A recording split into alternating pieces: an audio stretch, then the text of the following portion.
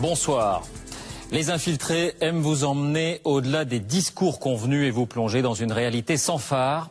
Ce sera le cas ce soir encore avec un monde clos, peu connu, mais qui a récemment fait irruption à la page faits divers des journaux. Il s'agit de la psychiatrie et plus précisément de l'hôpital psychiatrique.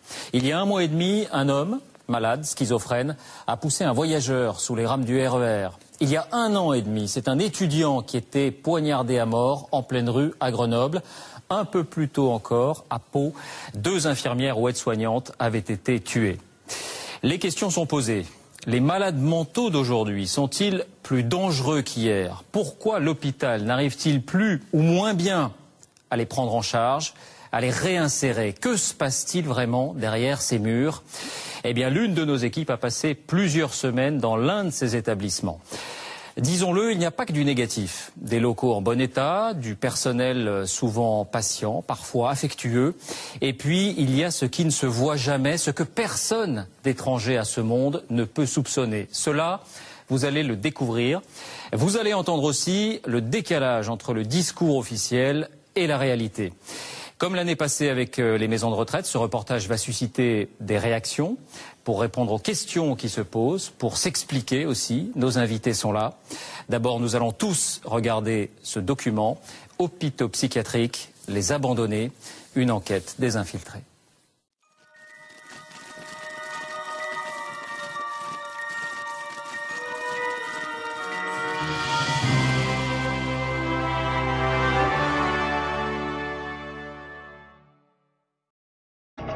Établissement saturé, pénurie de moyens, manque de personnel. Avec près de 50 000 personnes actuellement internées, l'hôpital psychiatrique en France semble vivre aujourd'hui des heures de plus en plus sombres.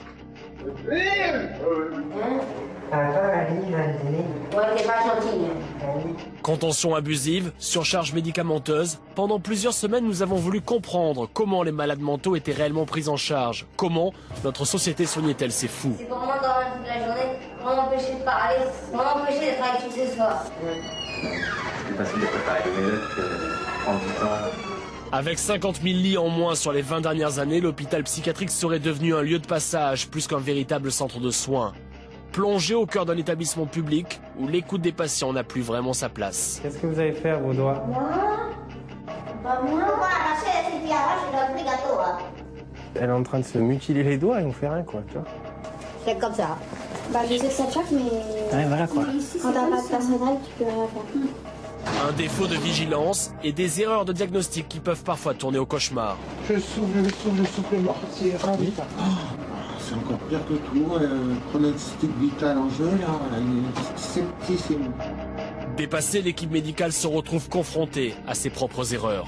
Là, ça faisait au moins 48 heures probablement qu'elle avait déjà perforé. Pendant 3 semaines, l'un de nos journalistes est infiltré comme stagiaire aide-soignant dans un service de psychiatrie, chronique d'un système délirant.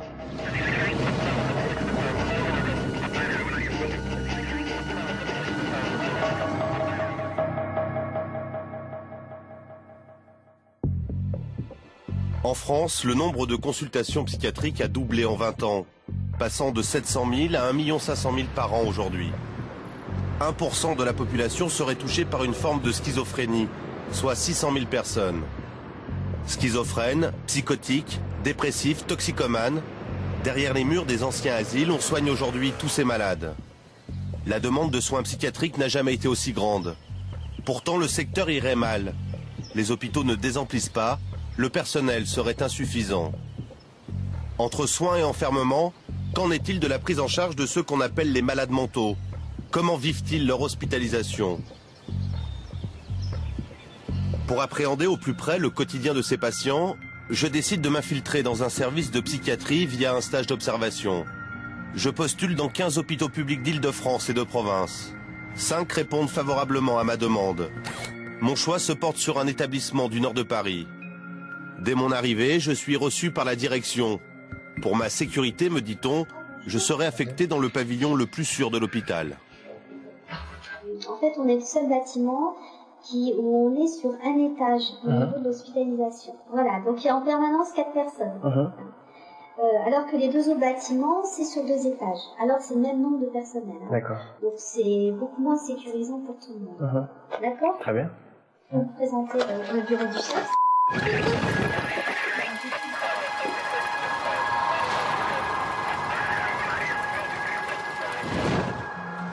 Premier jour de stage. Dans ce centre hospitalier, 3 services de psychiatrie. Pendant 3 semaines, je serai affecté au secteur C. Un service ouvert où les patients peuvent librement entrer et sortir du pavillon durant la journée.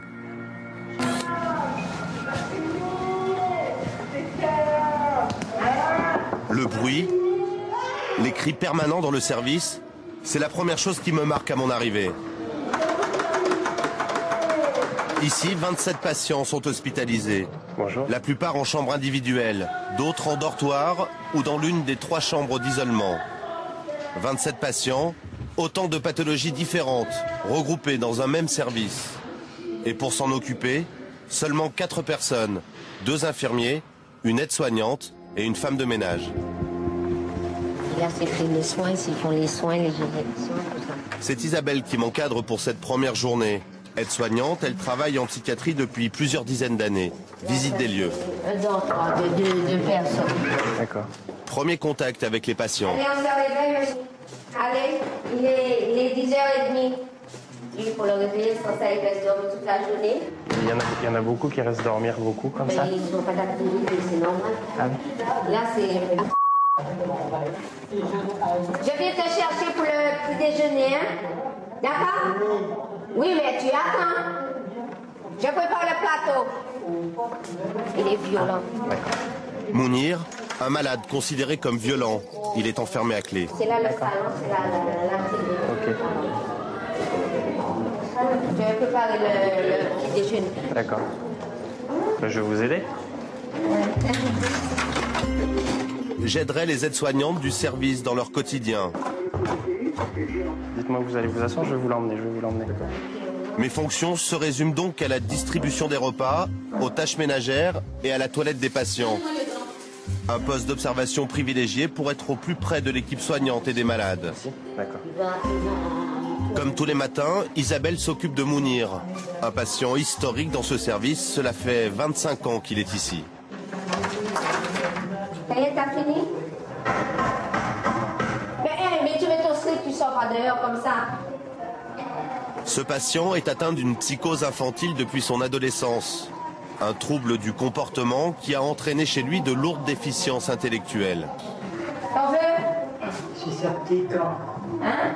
Je suis sorti quand? C'est quoi? J'ai rien compris. Sorti quand? Je soigne quand? Tu te soignes quand? Ouais. Le médecin il est là, hein? Tu vas le voir cet après-midi? Hein? Alors, cet après-midi? Oui. Je vais lui dire qu'il vient te voir. D'accord? Je sais même pas qui c'est ça. Encore un peu, encore. Se parfumer, tous les matins, un moment de calme et de plaisir pour Mounir. Ah non, t'as assez, hein. Je vais pas te donner tout quand même. Une quiétude d'apparence selon l'aide-soignante qui ne l'autorise pas à sortir de sa chambre. Tu restes là. Sinon, je t'attends. Tu restes là. Quoi, je vais à la télé? Je vais à la télé! Je ne parle pas. Je vais à la télé! Non. Je vais à la télé! Donne-moi tes pieds. Je vais à la télé! Donne-moi tes pieds. Vas-y, non. Ouais.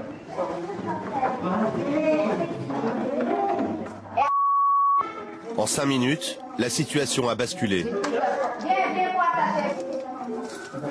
Isabelle demande à ce que l'on attache ce patient. Quoi? Va sous ton lit. Oui, on ne pas s'énerver là. Il faut regarder la télé. Allez. Oui, allez, va t'accoucher. Allez. Sans aucune résistance, presque machinalement, Mounir s'exécute et s'allonge sur son lit. Le passage, c'est un peu difficile.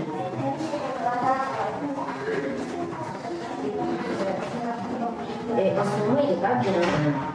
Il faut dire ça parce que... Toi, la famille, t'as gêné? Hein? Attends, un livre à donner. Ouais, t'es pas gentil. Un livre. Ah. Il a un livre dans la salle. Un livre. Ah, tu veux un livre? Il y en a un dans la salle. Oui, attends, Il y en a un dans la salle de bain. j'avais pas compris ce qu'il disait. Allez, tiens. Et puis arrête de faire les bêtises. Tiens. T'as encore besoin de moi? Non, c'est bon. C'était juste pour l'attacher. J'ai pas de force en ce moment. C'est pourquoi je t'ai appris.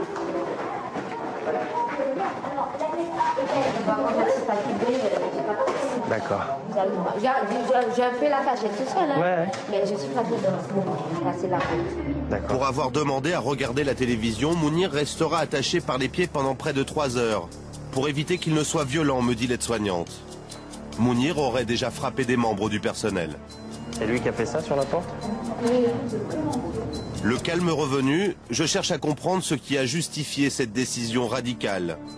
Les médecins ont bien ordonné que Mounir soit entravé, mais seulement en cas d'agitation, ce qui n'était pas le cas ce matin. Il n'était pas bien, il commence à halluciner, il était agressif avec moi. Mais je ne peux pas le mettre à la télé. Avant, il restait à la télé bien. Si dans 5 minutes, je tourne mon dos, il va dans les chambres, il vole. Et les autres ne sont pas contents. Alors, si on était nombreux, on l'aurait laissé et il y aurait quelqu'un qui l'aurait surveillé, qui l'aurait emmené vers un tour. Mais vous n'êtes pas assez nombreux, alors il faut l'attacher. Ouais. Quand il frappe, on l'attache.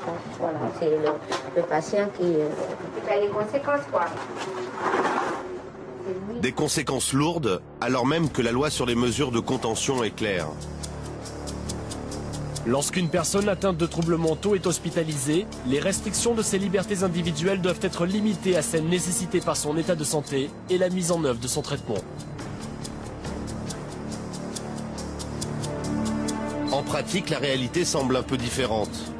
Pour Céline, l'infirmière, il n'est pas toujours facile d'attendre une prescription médicale pour pouvoir entraver un patient. Ouais, donc je pense que la lumière, ça me franchement, des fois, ici c'est spécial, tu sais, des fois t'as ton temps de te faire éclater. Ouais, non, bien sûr. C'est le temps que le médecin il arrive, des fois. Donc après tu lui dis et puis il va prescrire, tu vois. D'accord. Tout soit sur prescription médicale. Aujourd'hui, Mounir passera le plus clair de la journée enfermé dans sa chambre. Le bruit de sa porte qu'il frappe inlassablement résonne dans tout le service. Dans les couloirs, j'entends régulièrement les appels de différents patients. La patiente que l'on entend crier, c'est Carole. Elle est en chambre d'isolement, une chambre totalement fermée. Cela fait 15 jours que cette patiente est isolée pour raison médicale. Elle est psychotique, une maladie qui se caractérise chez elle par des phases délirantes. Il est 13 h, une infirmière lui apporte son repas. Bon appétit. Mais ça sert à rien de crier, hein, vous savez. Mais c'est pas une histoire de crise de Vous criez, c'est pas parce que vous avez... Honnête soir. C'est une histoire que vous m'endormez avec des cachettes. C'est pourquoi vous avez vu. Non, pas du tout. C'est pour m'endormir toute la journée, pour m'empêcher de parler, pour m'empêcher d'être avec qui que ce soit. La patiente semble ne plus supporter son enfermement. Un isolement qui ne serait d'ailleurs plus justifié selon les infirmiers autour de moi. Quelques jours plus tard, j'assiste à une réunion où tout le monde s'interroge toujours sur les raisons de l'enfermement de Carole. La faute, selon eux, aux médecins qui n'iraient pas voir assez souvent cette patiente. Normalement, les médecins, des fois, ils ont vraiment des illusions. Hein. C'est pas normal qu'elles soient encore en isolement au bout de je sais pas, 10 jours. Ça fait beaucoup, hein. Là, on devient anti. Et en fait, c'est plus la, ça fait beaucoup, hein. raison. Toute l'équipe est d'accord, Carole doit sortir. Le médecin-chef de service est prévenu. Sa porte sera finalement ouverte quelques heures plus tard. T'es en chambre ouverte? Voilà. 2 semaines d'enfermement apparemment injustifié.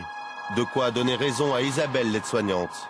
Ce seraient toujours les patients qui payent les conséquences. Ici, seuls les 4 repas et les prises de médicaments rythment la journée des patients. Anxiolytiques, neuroleptiques, antidépresseurs, à chaque mal son remède. Et pour chaque malade, une prescription et un dosage différents. Au 4e jour de mon stage, Je m'étonne en constatant que c'est un élève infirmier qui assure seul la distribution des traitements. T'as le droit de distribuer les traitements? Ouais. Oui et non. C'est le droit, mais pas tout seul. Il y a des madames en C'est vrai? Et dès que la cadre elle n'est pas là, c'est tout souvent toi qui distribue les traitements? Ouais. Tu connais, c'est bon. Ouais. L'infirmière en chef est formelle. Seuls les infirmiers sont habilités à distribuer les traitements. Et quand Nicolas est appelé en renfort pour assister une infirmière, le chariot de médicaments reste sans surveillance à portée des patients. Chronique des petites négligences du quotidien, où parfois on retrouve à même le sol des médicaments. Comment? Non, c'est ça. Ouais, c'est un médicament. C'est pas normal que ça traîne là. Tiens, man, je sais pas si c'est un comprimé. Ça. Ah ouais, c'est quelqu'un qui l'a laissé certainement tomber. Ok, je le mets à la poubelle? Oui, tu peux le mettre là. Très bien. Une négligence potentiellement dévastatrice. Ici, un médicament non prescrit peut avoir des conséquences dangereuses sur les malades. Après 5 jours de stage, les patients me considèrent comme faisant partie de l'équipe soignante et m'interpellent de plus en plus. Bonjour. Elle va à la boutique, elle m'a coupé les cheveux. C'est ton nom, hein? Ton nom. Charlotte a 40 ans. Elle est atteinte d'une psychose infantile depuis sa plus jeune enfance. Elle va être belle, hein? Elle va être belle, hein? Pour demain? À la boutique. Hein? 20 fois, 30 fois par jour, je ne compte plus les moments où cette patiente vient me trouver pour me demander d'aller chez le coiffeur. Ce qu'elle appelle la boutique. La boutique. Quand ce n'est pas moi, c'est l'équipe soignante qui doit gérer les sollicitations incessantes de Charlotte. Elle va à la boutique. Elle va où demain? On verra demain, vite. On verra demain? Oui. Pousse-toi. Tu vois, tu fais des conneries parce que t'es fatigant aujourd'hui. Ouais, C'est bien? Oui, t'es fatigant. exceptionnel là. Allez, Tout de suite. fais tes affaires. Comme à chaque fois, Charlotte finit toujours enfermée. Quand les soignants n'en peuvent plus d'écouter, c'est à la porte de sa chambre que Charlotte s'adresse. Ouais, mais faut que moi je descends et je travaille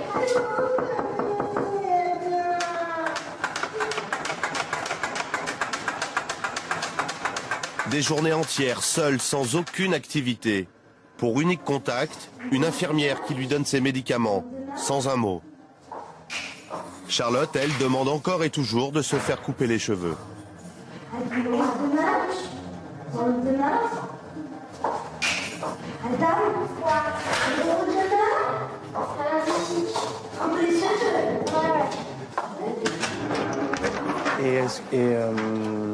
On l'a appelé le coiffeur pour ou pas? Moi j'avais essayé d'appeler la semaine dernière, comme hier j'étais pas là. Ouais, non, je te pose. Je vais voir ça. Pas de coiffeur pour Charlotte. Personne d'ici la fin de mon stage ne l'accompagnera à la boutique. Ici, l'enfermement et l'ennui semblent faire partie du quotidien. Et quand une certaine agitation s'empare du service, c'est presque toujours la même réponse, à coup de médicaments et de mise à l'isolement. Cela fait 3 jours que Charlotte est enfermée. Le personnel ne prend plus la peine de l'habiller. Trop énervée, elle déchire systématiquement ses vêtements. Ses journées, elle les passe totalement nues. Une pièce de carton est collée au hublot de sa porte pour éviter que d'autres patients ne la regardent.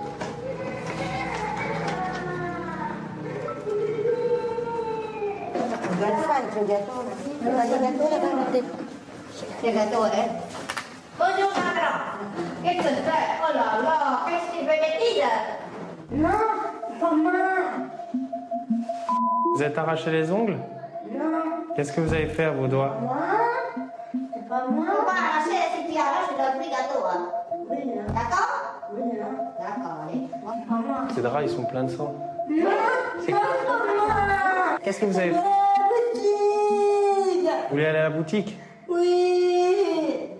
Allez, bon appétit. Oui, ça va. Tu manges, t'as fini, tu ramènes ta tonne. Rendez-vous. Oui, mais mangez. Rendez-vous. Débrouillez. Elle fait tout le temps ça? Là, quand elle s'ennuie. Quand elle s'ennuie? Stressée, angoissée.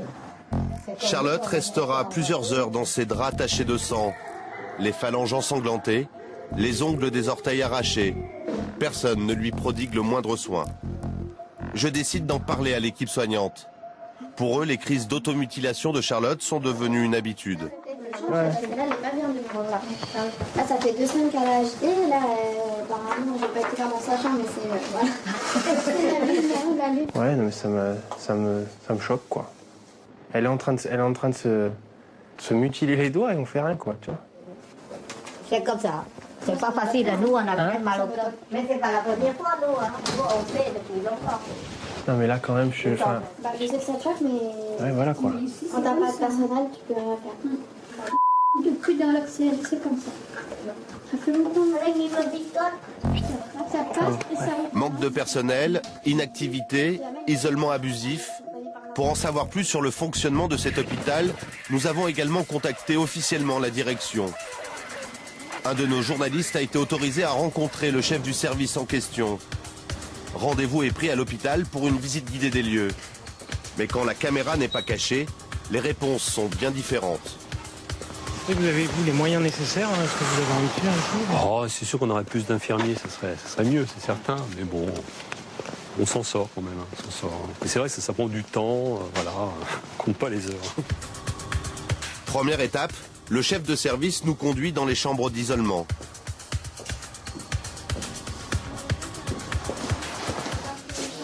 Donc une chambre d'isolement, hein, vous voyez. On peut rester jusqu'à combien de temps? Ça peut durer 15 jours ou... Ça peut durer une semaine, parfois 10 jours, hein, voilà. Bon, alors les contentions, on les garde pas, voilà, c'est l'histoire de 24-48 heures. Hein. Ben, parfois on est obligé de maintenir les gens, hein, là c'est un geste grave, hein, et là vraiment c'est une discussion, une prise de décision médicale, et en effet ces patients font l'objet d'une énorme surveillance où ils sont vus très très régulièrement et tous les jours se pose la question du maintien ou non de la contention. Voilà.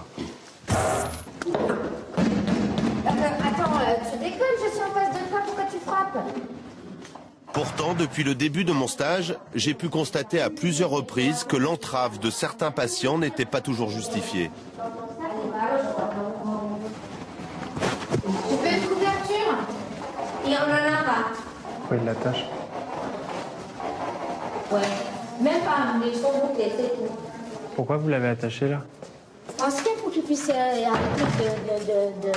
de frapper. C'est juste pour le maintenir, pour que tu puisses comprendre qu'il ne faut pas frapper. Retour avec notre équipe officielle qui est maintenant conduite dans le bureau des infirmiers. Toujours équipé de ma caméra cachée, j'assiste au tournage. Le personnel est interrogé sur la mise en place d'activités pour les patients. Encore une fois, les réponses vont à l'encontre de ce que j'ai constaté. Il y a des activités qui sont mises en place. Là, admettons, Mélanie va faire... Une activité cinéma. Voilà. Qui est mise en place prochainement. Il y a une activité fitness qui est déjà un écran plasma. Voilà. Il y aura une activité plein air. Il y a une activité fitness qui est faite, plein air, d'aller dans les parcs. Qui a déjà commencé il y a 15 jours. Après, une activité plein air. Donc, aller dans les parcs. Donc tout ça, ça fait partie de ces activités qui sont... Des soins infirmiers. C'est combien d'heures par jour, par personne? On sait. C'est pas par jour, c'est une fois... Après, ça dépend des activités. Des activités comme thérapie. En 21 jours de stage, une activité fitness a bien été mise en place, mais une seule fois et pour 5 patients. Sortie en plein air, atelier cinéma ou autre activité, je n'ai jamais rien vu de tel. La plupart des malades partagent leur temps entre promenade et coloriage.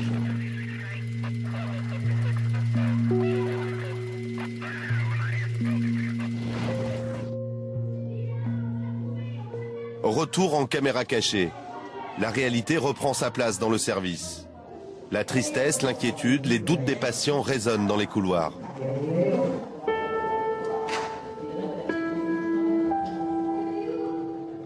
Il n'y a pas d'activité, il n'y a rien. Je vous dis, on n'est pas de travaux à faire. Ce qu'on fait, on attend là de sortir et puis prendre la vie sociale. Les jours sont longs et tout, quand on voit. Et puis la vie ne se passe pas dans un établissement, elle se passe à l'extérieur.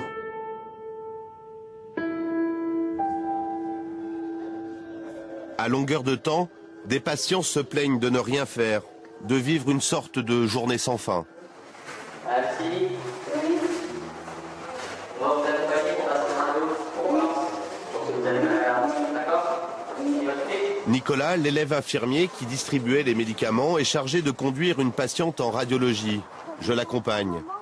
Lui aussi a été déçu par la thérapie proposée aux malades. On y va directement? D'accord. Merci.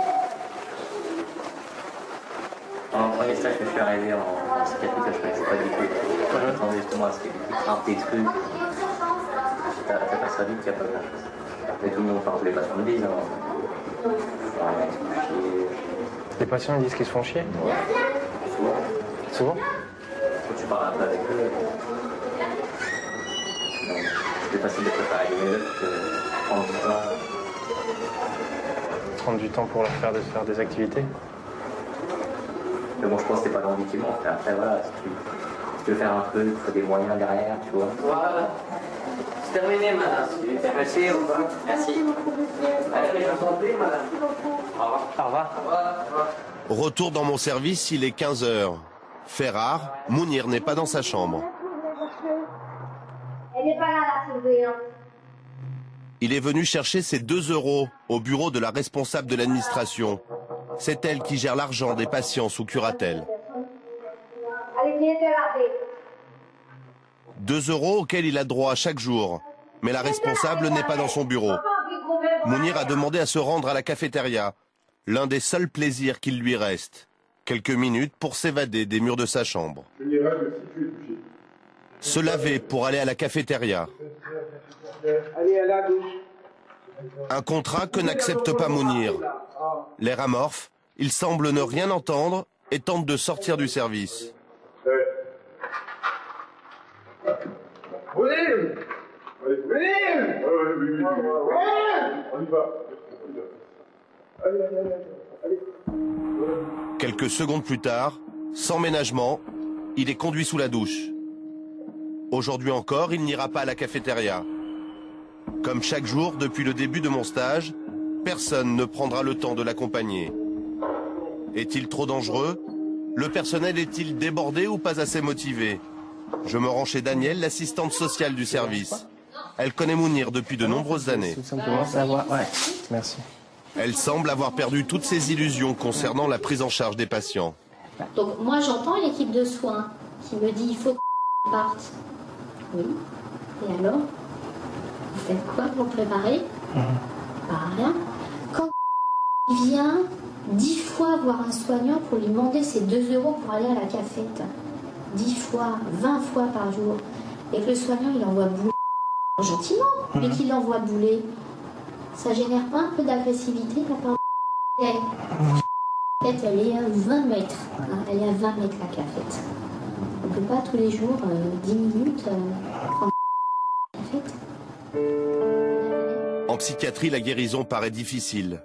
Preuve en est, sur les 27 patients, 24 ont déjà fait un ou plusieurs séjours entre les murs du service. L'hôpital psychiatrique en France semble ne pouvoir répondre qu'à l'urgence, faire des diagnostics et en traiter les symptômes par des médicaments. Pendant toute la durée de mon stage, j'ai vu peu de familles rendre visite à leur père, leur enfant ou leur mère. La folie semble couper tout lien avec l'entourage. Est-ce que vous avez eu de la visite, dernièrement? Non, j'ai pas de visite. Jamais? Non.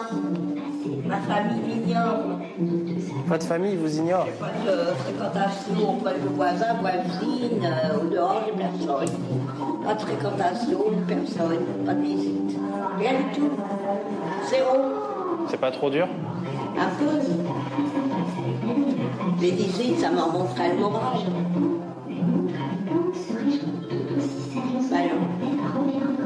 Ça fait 13 mois que je suis là-dedans. Et vous n'avez pas eu de visite en 13 mois? Non, rien du tout.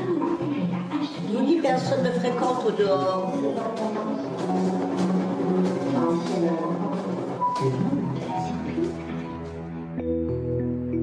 C'est ma 3e et dernière semaine de stage. En arrivant devant l'entrée du service, je croise Véronique, hospitalisée il y a 1 mois. j'ai pas au water depuis 5 jours. J'ai une barre, là, j'ai mal au ventre. Qu'est-ce qu'il vous a dit le médecin? Depuis plusieurs jours, elle se plaint de fortes douleurs au ventre. Au cours de la discussion, je remarque qu'elle dégage une forte odeur d'urine. À l'heure de la pause, je demande à l'équipe soignante s'ils ont remarqué l'état d'hygiène de cette patiente. Ouais, elle met des fringues sales là. Bah ouais, ça a pu la tu vois pas, à chaque fois que je viens lui faire un truc, je suis obligée de nettoyer le fauteuil. J'ai pas fait attention. Ça fait longtemps qu'elle a pas de linge là? Bah depuis qu'elle a ça, on a fait une machine à un plan, un jour. Cela fait plusieurs jours que cette femme porte des affaires sales. Les aides-soignantes n'ont pas le temps de s'occuper du linge de tous les patients. Véronique croise son médecin et en profite pour demander une permission.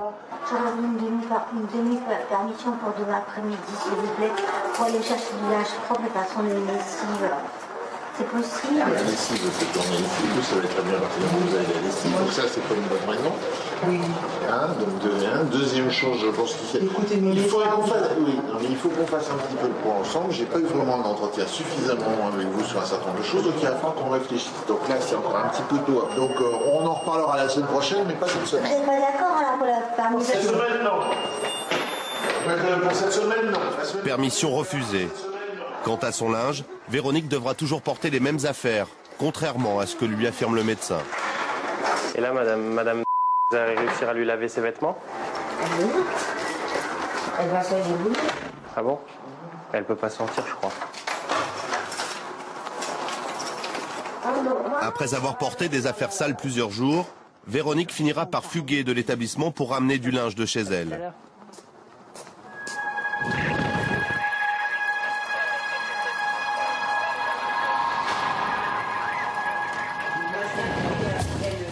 Suite de notre tournage officiel dans un service toujours aussi impeccable.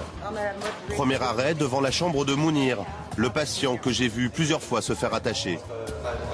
Ah oui, on continue toujours.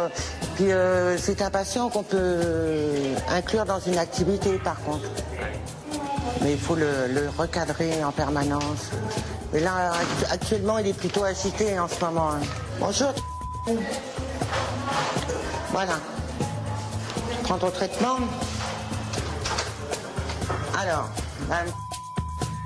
Carole, la jeune femme qui avait passé 15 jours en isolement. Elle est à nouveau enfermée. comment allez-vous? Je lui ai rapporté des draps.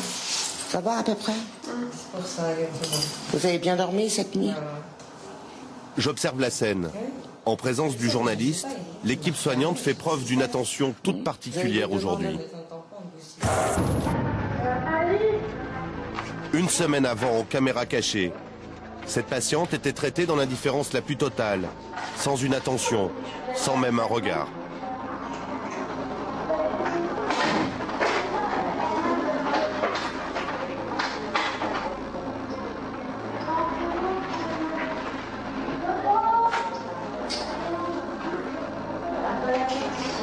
Ça va pas? Oui, vous attendrez l'équipe d'après-midi. On va vous laisser fumer tranquillement. Donc là, on discute toujours un petit peu avec la patiente pour juger de son état. Retour dans le bureau infirmier, où selon le personnel, le suivi médical de chacun des patients est là encore irréprochable. On est organisé. Oui, et puis... on laisse pas traîner les choses. Il y a une bonne collaboration avec les médecins.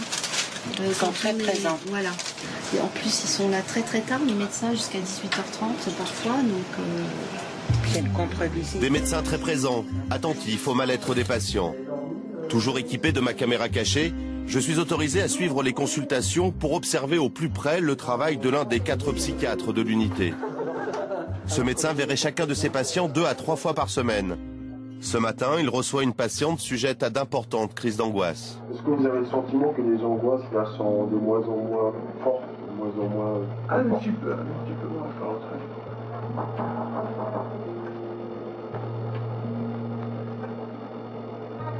Et la tension alors? Bah la tension elle est un petit peu élevée. Hein. Bah oui. Oui, bah oui. C'est pour ça que je voulais savoir, parce qu'il ne fallait pas augmenter un petit peu le traitement, puisque toujours des angoisses qui persistent. Hein. Mais en même temps, il ne faut pas non plus que vous ayez un traitement trop fort. En 4 minutes, le médecin posera 4 questions, puis un long silence, durant lequel il consulte le dossier médical de sa patiente. Bon, bah écoutez, on fait comme ça? Oui. Hein?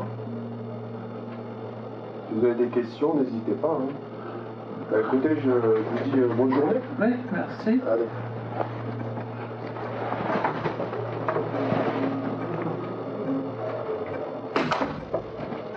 Je la sens un petit peu mieux quand même.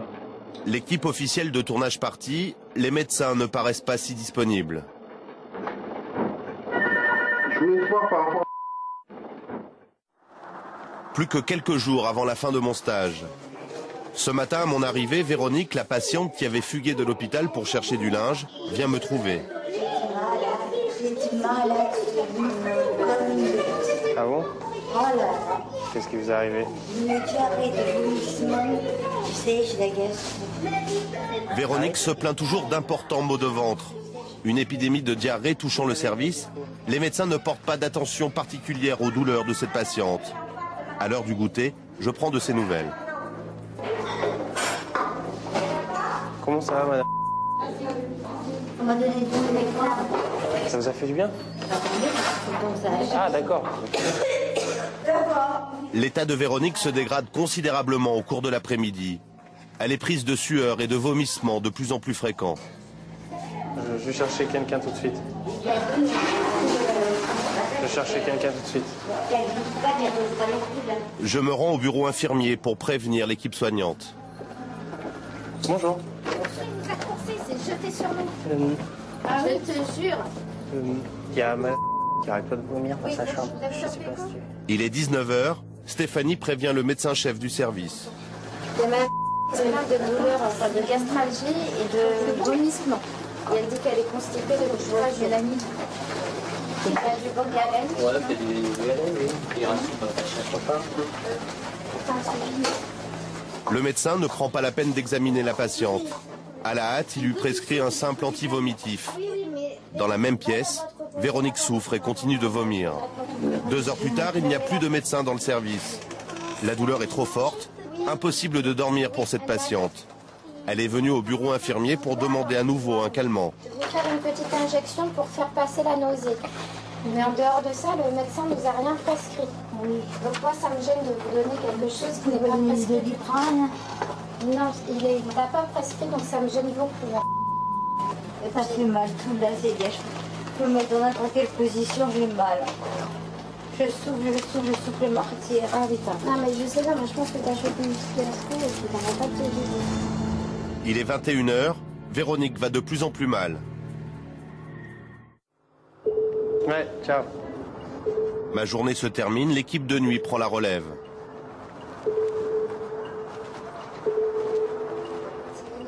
Le lendemain matin, j'assiste à la réunion de l'équipe soignante. J'apprends ce qui est arrivé à cette patiente.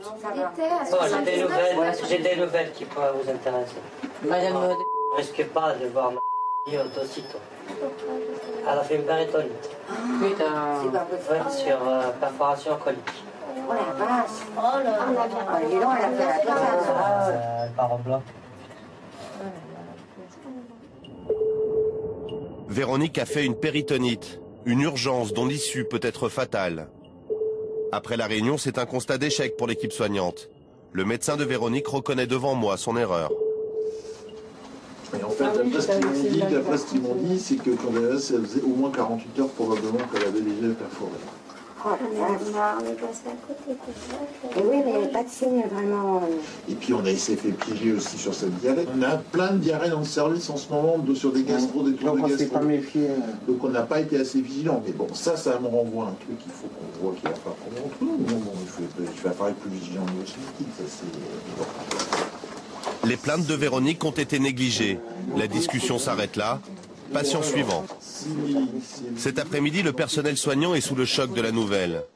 Isabelle, qui travaille en psychiatrie depuis plusieurs dizaines d'années, me confie que les conditions d'hospitalisation ne sont plus ce qu'elles étaient. On voit tout ça, tous les trucs qui se passent en ce moment-là. Toi, quand tu travaillais il y a une vingtaine d'années, il y avait plus de moyens en psychiatrie? Les patients avaient beaucoup d'activités avec la surveillance qu'on avait, ils faisaient beaucoup d'activités pour les patients. Ça les stimulait davantage. Maintenant c'est devenu commercial, tu vois, entrée-sortie. On ne prend même pas la peine de soigner le patient correctement. Parce que tous les patients reviennent. Bon.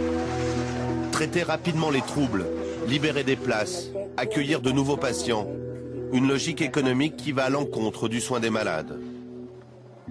Stéphanie, elle, n'est infirmière que depuis quelques années.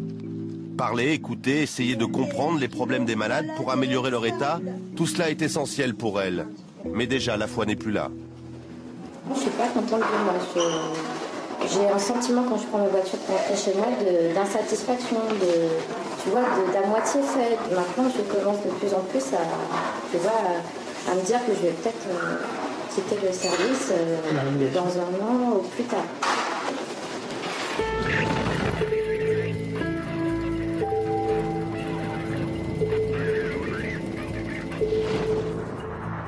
Mon stage se termine dans 2 jours. J'ai demandé à plusieurs reprises à la direction de venir travailler la nuit, ce qui m'a à chaque fois été refusé. À cause du manque de personnel, ma sécurité ne serait pas assurée. Déjà débordé en journée, dans quelles conditions les soignants gèrent-ils le service de nuit? Pour le comprendre, je décide malgré tout de m'y rendre. Ma journée s'est terminée à 21h, je reviens dans le service 3 heures plus tard. Il est minuit. Merci, ça va. Hein?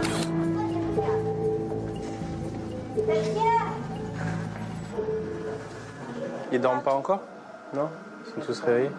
Mais vous êtes que toutes les deux là ce soir? On n'a pas c'est aide-soignant. Tu peux pas avoir une pire équipe que ça, je crois. Mais bon, on gère en même temps. 2 soignantes pour 27 malades. Faire face à des urgences ou à l'agitation devient une mission périlleuse. La nuit, c'est 2. Ah, mais je pensais pas que vous étiez une... C'est vrai que c'est long même. Mais quand c'est la mer, ça peut déraper. Hein. Ici, combien de fois on te menace avec un tournevis ou une lame de rasoir, ça peut déraper. Hein. Combien de fois, moi, je me suis pris des chaises. Une chaise carrément... La dangerosité du service pour les soignants et les malades est évidente. Et au fil de la discussion, je vais apprendre une chose qui m'avait été cachée jusque-là. Un meurtre aurait eu lieu dans l'hôpital. Tu sais, encore, on ne dit pas tout le temps aux élèves, bon là ça va, t'as fini ton stage. Mais il m'a dit. Super. Et là, le mec qui s'est fait tuer, c'était il y a pas longtemps? La fille. Et le meurtrier, on le connaît très bien, puisqu'on le voyait la veille. Enfin, il allait pas bien, le patient. Il allait pas bien? Il avait déjà vu qu'il allait pas bien? Nous, on a vu qu'il allait pas bien, ce patient. On lui a même conseillé d'aller voir son médecin. Bon, apparemment, il n'a pas dû être écouté. Et il a tué la patiente.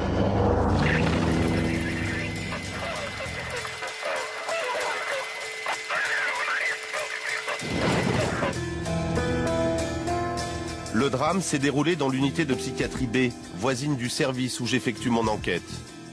Cette nuit-là, Kader, hospitalisé depuis 3 semaines, étrangle Emmanuelle, une patiente d'une 60aine d'années. Connu de l'hôpital pour ses accès de violence, ce patient faisait-il l'objet d'une surveillance particulière? Ce drame aurait-il pu être évité?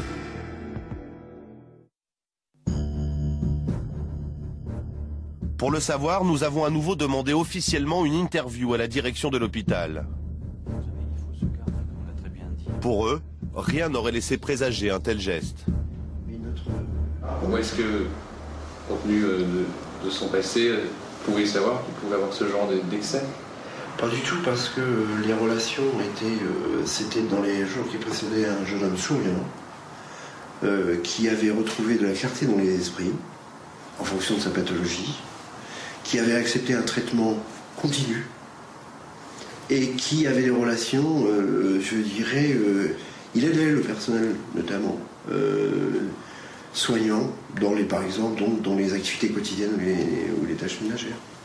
Si nous avions pensé, pendant ces 3 semaines, qu'il y avait un danger, est-ce que vous croyez vraiment que nous aurions laissé exposer le personnel soignant ou... Bien sûr. La nuit du meurtre, Kader n'était pas enfermé dans sa chambre. Jusque-là, les violences du patient s'étaient limitées au cercle familial. Pour le chef de service, aucune disposition particulière n'était à prendre. La société doit accepter, hélas, de courir ce genre de risque. Sinon, qu'est-ce que vous faites des patients? Vous allez les enfermer H24? Vous allez les mettre en contention H24? Non. Non, c'est pas comme ça qu'on traite les malades mentaux.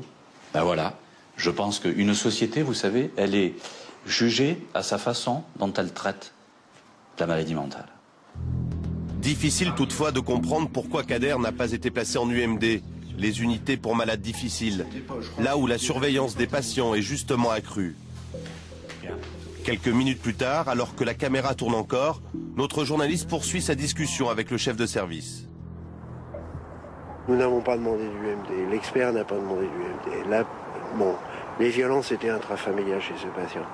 Mais vous avez deux réalités, de toute façon. Même si vous voulez augmenter la surveillance, quel que soit l'endroit, vous ne trouverez pas d'infirmière. Et même si vous voulez envoyer UMD, il faudra que vous attendiez 5 mois. Une fois que vous avez le patient qui vous arrive là, eh bien, vous faites pour le mieux. Hein. Vous étiez obligé de le reprendre de toute façon à ce moment-là. Oui, c'est sans consentement, c'est le préfet qui vous l'impose, vous n'avez pas le choix. Mais 2 ans après le meurtre, la mère de Kader, elle, ne décolère toujours pas. Malika l'affirme, elle aurait prévenu à plusieurs reprises l'hôpital des risques encourus si son fils ne faisait pas l'objet d'une surveillance toute particulière.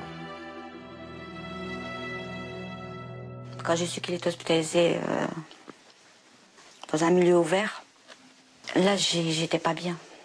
Moi, quand j'ai demandé l'internement, dans ma tête, c'était clair. Je demandais... pour moi, c'était un centre médical fermé. Je me souviens même une fois, je suis arrivée parce qu'on m'avait appelé pour ramener des choses pour mon fils. Et quand je suis arrivée, j'ai trouvé bizarre que les portes étaient ouvertes. Hein, donc je rentre. J'ai été voir le cadre du service et je lui ai posé la question, est-ce que c'était normal que les portes étaient ouvertes? Ben, il me dit oui, c'est normal. Si c'est pas ce que vous voulez, il faut en référer au préfet. C'est mot pour mot ce qu'on vous a dit. Ouais. C'est à quoi vous lui avez répondu? Mais je lui ai dit, est-ce que vous êtes au courant quand même pourquoi mon fils est là? Je ne comprends pas qu'il, justement, avec sachant tout ça, qu'on ne l'a pas mieux encadré, mieux surveillé. Je me dis, si on m'avait écouté, peut-être que ce drame aurait été évité. C'est ça qui fait mal et qui me donne la rage.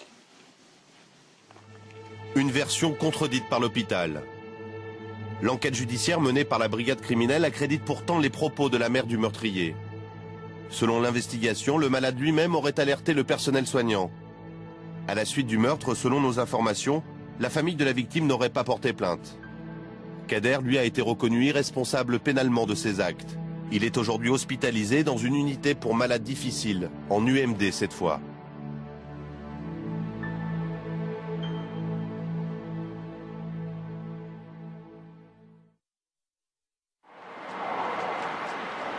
Mais 3 semaines d'infiltration s'achèvent. Aujourd'hui, cela fait 4 jours que Véronique est en réanimation après une péritonite. Comme chaque matin, je demande de ses nouvelles. Les nouvelles de madame? C'est encore pire que tout. Pronostic vital en jeu, là, c'est septicémie. Pronostic vital en jeu? Ils sont réservés. Elle est intubée, ventilée, septicémie. Véronique est entre la vie et la mort. 2 semaines après la fin de mon infiltration, elle était toujours en réanimation. La vie du service continue, chaque jour, identique. Des heures passées devant la télévision, des paquets entiers de cigarettes fumées, presque machinalement. Des heures à dormir et à ne se réveiller que pour manger ou prendre des médicaments. L'hôpital psychiatrique va mal, très mal.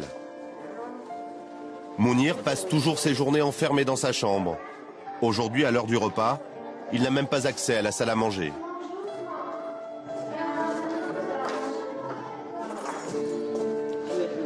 Mange pas là-bas ce soir? Il a volé des barquettes. Les raisons de son isolement paraissent de plus en plus dérisoires. Charlotte, elle, continue de n'avoir pour seul contact qu'une infirmière qui lui donne ses médicaments.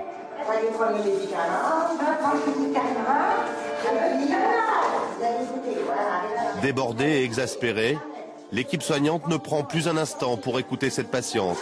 Tranquillement. Tiens. Durant les 3 semaines de mon stage, Carole, elle, n'aura passé que 4 jours hors de sa chambre. Allez, on rentre. Ne plus revenir à l'hôpital psychiatrique, un objectif louable. Mais par quels moyens? Et surtout à quel prix?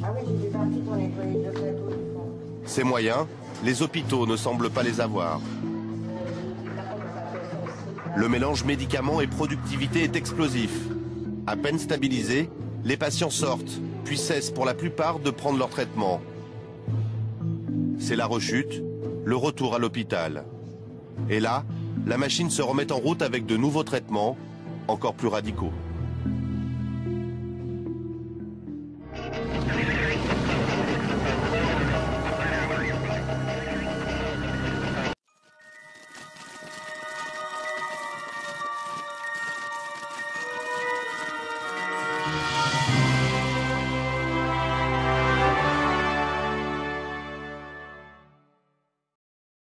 Voilà pour cette enquête de Pierre Morel. Première chose, je vais d'abord vous donner des nouvelles de Véronique. Elle est hors de danger, elle se porte mieux, elle n'est pas tirée d'affaire pour autant d'un point de vue psychiatrique. Fait exceptionnel ce soir, nous accueillons sur ce plateau le directeur de l'établissement dont il a été question dans cette enquête, Jean-Michel Toulouse. Merci d'être avec nous ce soir. C'est une décision courageuse, même si, vous l'avez compris, l'objectif n'était pas d'accabler un établissement, mais bien de s'interroger sur un système. D'abord, peut-être un commentaire général sur cette enquête. Oui, je vous remercie. J'ai en effet décidé d'être présent à cette émission, sachant fort bien que certaines difficultés qu'avait connues un de mes services de psychiatrie seraient évoquées. D'abord, si vous me le permettez, je voudrais avoir une pensée pour Annie, la victime, effectivement, dont il est question dans ce film, et qui était donc hospitalisée dans le service de psychiatrie B. Cet événement... La victime du meurtre. Hein. La victime du meurtre. Cet événement a naturellement choqué toute l'équipe et la direction de l'établissement. Et nous avons essayé dans ce service-là, bien évidemment, de travailler avec le personnel. Sur le principe de l'émission et de la façon dont les images ont été tournées, je me permets quand même, si vous le voulez bien, d'évoquer quelques réserves, parce que je trouve que c'est bien maltraité quand même, quelque part. L'équipe médicale et les équipes soignantes d'accréditer quand même quelque sorte l'idée qu'il y aurait une psychiatrie officielle et puis une vraie vie qui n'aurait rien à voir avec la première. Il y a un décalage quand même. Voilà, certes. Et il n'est pas dans mon intention ce soir de le dénier. Un gros décalage. Il faut quand même comprendre un certain nombre de choses, si vous me le permettez, sans excuser du tout un certain nombre de dérives. Vous êtes là pour le dire. Tout à fait. Et qui, effectivement, ne paraissent absolument pas normales sur, par exemple, l'utilisation de la chambre d'isolement. Alors, qui doit résulter d'une prescription médicale et qui comporte bien évidemment un protocole précis dans tout le déroulement du séjour du patient dans cette chambre d'isolement. Apparemment, ce n'est pas toujours le cas. Hélas, je l'ai constaté comme vous ce soir, et bien évidemment... Vous l'avez découvert vous-même ? Écoutez, je trouve qu'il est absolument anormal qu'une infirmière ou une aide-soignante prenne de sa propre initiative la décision de placer quelqu'un en chambre d'isolement, sauf si vraiment il y a danger immédiat. Vous l'avez découvert. Bon. Mais théoriquement, le protocole d'utilisation d'une chambre d'isolement ne fonctionne pas comme ça. Alors, c'est valable pour la chambre d'isolement, c'est valable aussi pour les mesures d'entrave ou de contention. On pense notamment bien évidemment au cas de ce Mounir, bien évidemment, qui est en service depuis 24 ans. Apparemment, ces mesures sont appliquées avec quand même pas mal de légèreté. Alors, c'est un petit peu l'excès de ce film, si vous voulez, parce qu'il accrédite quand même l'idée que tout le service de psychiatrie, H24, 365 jours par an, fonctionne comme ça. Je pense que ça serait excessif. Non, c'est pas ce que dit le film sur le service dans son ensemble. Qu'il y ait des dérives, je le constate, bien évidemment. Est-ce que c'est une solution de facilité ? Il faut bien comprendre que nous avons un problème d'effectifs et de personnel en psychiatrie. Notamment, ça transparaît vraiment dans cette enquête. Mais pas seulement à Aulnay-sous-Bois, je veux dire. Nous avons théoriquement, dans ces services de psychiatrie, 2 infirmières et une aide-soignante. Alors il peut y avoir des congés maternité, des congés maladie, des absentéismes, bien évidemment, qui font que les effectifs peuvent être réduits. Et pour effectivement tenir compte de ces difficultés, vous avez pu remarquer que certains de mes chefs de service ont décidé de mettre l'ensemble des malades sur un seul niveau, de telle sorte à faciliter le travail infirmier. Donc, oui, nous avons une crise infirmière. Moi-même, dans mon établissement, je dispose d'un institut en formation en soins infirmiers. Et il faut savoir qu'il y a quelque part une crise de vocation, puisque sur des promotions de 70, 75 infirmières qui sortent tous les ans dans mon établissement, j'en ai à peine 3, 4, 5, si vous voulez, qui choisissent de travailler en psychiatrie. D'accord. Est-ce que c'est aussi ce manque de personnel qui explique ce qui ressemble bien tout de même à un abus peut-être de médicaments? Il y a une phrase qui est assez frappante dans le film, c'est plus facile de préparer des médocs que de prendre du temps. C'est un élève infirmier qui fait ce constat. Oui. Alors, d'abord, je trouve absolument étonnant qu'un élève infirmier puisse être chargé seul de la distribution des médicaments sans être accompagné par une infirmière. C'est pas lui qui en a décidé ainsi, apparemment. Je suis bien d'accord, et c'est quelque chose, en effet, qui traduit quelque part un dysfonctionnement. Abus de médicaments. À mon avis, il serait abusif de dire ça. Il serait abusif de dire ça. Les médicaments ne sont prescrits que par des médecins. Donc, si le médecin psychiatre comment dirais-je, estime qu'il doit effectivement distribuer ou prescrire tel ou tel médicament à un patient, il n'y a que le médecin qui peut le décider. Oui. Alors, ni l'aide-soignant, ni l'infirmière, ni l'aide-soignant a fortiori. Alors pour rester précisément sur ce qu'on a vu, vous évoquiez les médecins. Est-ce qu'il n'y a pas aussi une interrogation de ce côté-là? Les médecins ne sont pas très présents. Durée de la consultation 4 minutes, dont de très longs silences. Sachez qu'en France, je pense que les médecins qui sont autour de cette table ne me démentiront pas. On va leur poser la question dans un instant, mais on voulait vous laisser vous exprimer. Il y a 1100 postes de praticiens hospitaliers vacants en psychiatrie. Bon, ça prouve que effectivement, dans un certain nombre de services, j'en suis aussi quelque part victime, nous avons un certain nombre de postes vacants et nous avons malheureusement aussi un certain turnover plus rapide qu'auparavant. Bon, donc ceci effectivement traduit qu'effectivement, dans un certain nombre de services hospitaliers, nous manquons de médecins psychiatres. D'accord. Donc nous devons faire face à tout ça. D'accord. Et je trouve que, si vous voulez, c'est un petit peu injuste que cette équipe qui est en train de remonter ce service soit quelque part mise en difficulté comme ça. Encore une fois, c'est pas l'équipe qu'on accable. Hein. À travers elle, le titre de cette enquête, hôpitaux psychiatriques, les abandonnés. Alors les abandonnés de nous tous. On a l'hôpital qu'on mérite. Un dernier point sur lequel je vais vous interroger, Monsieur Toulouse, ce sont les activités. Là aussi, c'est un problème de personnel. Bien évidemment. Le décalage entre le discours officiel et la réalité. J'aurais aimé que l'aide-soignant stagiaire infiltré puisse quand même aller filmer quelques dizaines de mètres derrière le service de psychiatrie C, où il y a un hôpital de jour qui a quand même un certain nombre d'activités. Juste aimé. Sur les 27 qu'on voit, malgré tout, oui. Une activité en 21 jours. Ceci veut-il dire que dans les 340 jours qui restent, il y a aussi peu d'activités que dans ces 21? Vous pensez qu'on est mal tombé alors? Je ne vais pas dire ça, Monsieur Boujadel, je ne vais pas dire ça. Mais, encore une fois... On ne vous jette pas la pierre, non. Encore une fois, c'est un établissement que je choisi au hasard, il faut le répéter, et dans n'importe quel hôpital, ça aurait sans doute été la même chose. Ce que je souhaite qu'il soit retenu, si vous voulez, c'est que c'est un service qui est actuellement lui-même en convalescence, qui a subi beaucoup de difficultés, et que le docteur Fabrice Pécaud et son équipe, avec beaucoup de courage, sont en train de rehausser. On vous entend là-dessus. J'aurais aimé peut-être que vous alliez filmer un autre service, même dans mon établissement, et à mon insu. Ce qui, quelque part, me pose quelques problèmes. Alors, on va demander un mot de réaction à ceux qui vous entourent, en commençant par vous, Bernard Debré, bonsoir. Bonsoir. Ancien ministre, professeur des universités, chef de service à Cochin, votre sentiment? Je crois que vous avez dit une phrase qui est tout à fait importante, on a l'hôpital qu'on mérite. Et vous savez, il y a 3 points importants. D'abord, la population, les citoyens, nous. C'est sur le film, sur l'enquête que je voulais justement, un certain nombre d'entre nous, et même beaucoup, ont peur. Ont peur des psychiatriques. alors, entre guillemets, des psychoses, des psychiatriques, tout, appelez ça comme vous voulez. Et ils ont peur, et il y a une espèce de lâche volonté d'aller enfermer les malades pour qu'on ne les voit pas.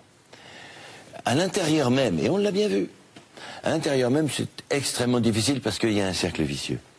Cercle vicieux, pas assez d'infirmières. À ce moment-là, tout devient dramatique, comme on l'a vu. Mais comme il n'y a pas assez d'infirmières et que c'est dramatique, ça n'attire pas les autres infirmières. Et le directeur l'a dit. Qui veut, comme infirmière, jeune infirmière, imaginez-vous une fille de 20 ans, 22 ans, 23 ans, venir dans un hôpital psychiatrique. Elle va peut-être détruire sa vie, rentrer dans une psychose elle-même. C'est extrêmement difficile. Est-ce que vous avez appris des choses dans ce film? Oui et non, parce que j'ai été, quand j'étais jeune chef de clinique, chirurgien dans un hôpital psychiatrique à Sainte-Anne. C'était déjà la même chose? C'était bien pire que ça. Ça va pas nous rassurer. Non, mais si, justement, c'est qu'on a fait beaucoup de progrès. On va dans le bon sens d'après vous. Et deuxièmement, tout le monde le sait, j'ai un de mes parents, frère pour tout dire, qui a été drogué, qui ne l'est plus, qui a été hospitalisé à Sainte-Anne. Donc je le voyais tous les jours quasiment, et je voyais tout ça. Et la facilité, évidemment la facilité. La facilité, c'est le médicament. La facilité, c'est la contention. Elles ne sont pas toutes injustifiées. Les médicaments sont justifiés, mais malheureusement, il faut le savoir, de temps en temps, parce qu'on n'a pas le temps, on entrave, parce que on n'a pas le temps ni le personnel, eh bien, quelquefois on donne ce qu'on appelle une camisole chimique. Alors ça, c'est évidemment très angoissant. Bonsoir Daniel Zaguri. Vous êtes psychiatre, expert auprès des tribunaux, chef de service au centre hospitalier de Bois-de-Bondy. Votre sentiment après ce film, est-ce que vous avez l'impression que ce qu'on a vu ce soir reflète une réalité assez largement répandue? Je voulais faire exactement la même remarque que M. Toulouse, compte tenu du fait que le docteur Pécaud reprend un service qui avait une histoire difficile. Donc c'est très injuste pour cette équipe. Par ailleurs, je voudrais vous raconter quelque chose au propos de cette indignation qui peut saisir ceux qui ne connaissent pas la maladie mentale. Il est arrivé que j'ai dans mon service des stagiaires, des aides-soignants ou des élèves infirmiers qui dénoncent des maltraitances, et que je les reçoive et que je parle avec eux. Dans l'immense majorité des cas, il s'agit de l'effet, si vous voulez, de l'angoisse qui est produite par la maladie mentale. Or, si vous voulez, ce qui me gêne un peu, c'est que tout ce qui est excessif et dérisoire. Il n'y a pas eu, pendant son stage, un peu d'humanité dans les échanges. Il y en a dans le film. Il y en a dans le film. C'est ce qu'on disait en préambule. On sent quand même de la patience, on sent de l'affection aussi, mais on sent aussi, il faut le dire, de la résignation. Alors, il y a quelque chose dans la maladie mentale qui peut produire effectivement cette résignation. Moi, j'ai vu une charge, j'ai vu un réquisitoire, j'ai vu un concentré de dysfonctionnement. On voit des infirmières qui, à un moment donné, prennent leurs responsabilités parce qu'elles estiment que le sentiment du médecin sur l'enfermement, l'isolement, la mise à l'isolement de tel ou tel n'est pas justifié. On voit aussi ça dans le film. Il y a aussi une vie, il y a aussi une responsabilité qui s'exerce. Mais bien sûr, mais vous savez, une équipe psychiatrique, c'est vivant. Quand on a des difficultés avec un patient, tout le monde n'est pas d'accord. Certains pensent qu'il faut l'isoler, d'autres pensent au contraire qu'il faut le laisser circuler dans le service, certains pensent qu'il faut augmenter le traitement, d'autres pensent le contraire, et on en discute entre nous. C'est pas du tout nécessairement négatif. Claude Finkelstein, vous êtes présidente de la Fédération des patients en psychiatrie. Oui. Vous-même, vous avez passé quelques semaines ou quelques mois, mais c'était déjà il y a un certain temps, à l'hôpital psychiatrique. Votre sentiment après ce film, et puis je vous voyais secouer la tête pendant que Daniel Zaguri parlait. Alors d'abord beaucoup de peine parce que ça, je le rencontre très souvent. Je voudrais dire d'abord que ce n'est pas un hôpital, monsieur le directeur. J'ai rencontré ça dans beaucoup d'hôpitaux psychiatriques. C'est un service. Pour moi, c'est un service dysfonctionnant. Je n'y rencontre pas d'humanité, je n'y rencontre pas de respect des usagers. Vous n'y voyez pas du tout d'humanité, non? J'en ai très peu vu. Pas assez, en tout cas. Pas assez. Je ne peux pas supporter, c'était très violent pour moi, je ne peux pas supporter qu'on refuse à une personne d'aller prendre un café à la cafétéria. Qu'est-ce qu'ils ont dans leur vie une fois qu'ils sont hospitalisés? Qu'ils soient hospitalisés pour une dépression et après ils repartiront dans la vie normale 15 jours. Ou qu'ils soient hospitalisés au long cours, comme on a vu certaines personnes. Je ne veux pas me faire l'avocat du diable, mais est-ce qu'il n'est pas difficile de se mettre à la place de ces personnels si on leur demande 15 fois la même chose chaque jour. Il suffit de répondre. Il suffit de répondre. On a créé, la France a créé, et nous sommes reconnus au niveau européen pour ça, des groupes d'entraide mutuelle. On nous donne les moyens de nous rencontrer entre nous et de vivre entre nous pour se resocialiser. Combien de fois on a des personnes qui viennent nous demander 10 fois la même chose? Il suffit de répondre. Quand quelqu'un vous dit est-ce que je peux parler ou est-ce que je peux voir le médecin, lui dire tu as rendez-vous avec le médecin dans 8 jours, c'est-à-dire mardi prochain à telle heure. Ça calme les personnes. Là, on ne répond pas. Vous avez remarqué qu'on ne répond pas.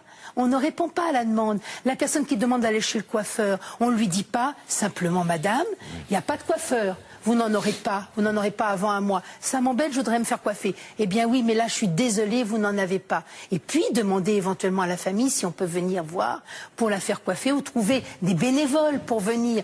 Non, mais attendez, mais c'est... Moi, je vois ça, j'hallucine. Je ne supporte pas ça. Et c'est ce que je vois régulièrement dans les hôpitaux psychiatriques. On va demander son sentiment à Philippe Clément.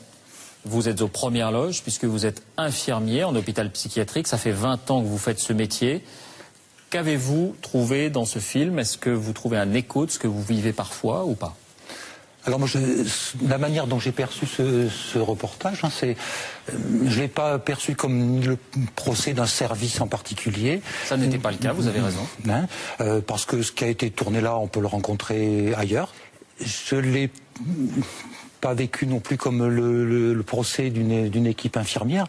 Mais je crois que c'est implicitement, à travers ça, c'est le procès d'un système et du désintérêt des services publics. Vous constatez une forme de résignation de vos collègues? Ça peut être décevant parce qu'il y a des moments où les choses s'améliorent et puis des moments où il y a des régressions, on va dire, des rechutes, et que on a parfois l'impression qu'il faut recommencer. Oui. Donc par moments, des moments de découragement, de résignation. Mais pour revenir à ce reportage, moi, ce qui m'a frappé, c'est la souffrance dans ce service, à la fois la souffrance des malades, bien sûr, mais aussi la souffrance des personnels infirmiers, aides-soignants. Et je crois que c'est cette souffrance qui est responsable d'un certain nombre de dérives. J'ai juste une question factuelle à vous poser, Bernard Debré ou Daniel Zaguri. Est-ce qu'il y a plus de malades mentaux qu'avant?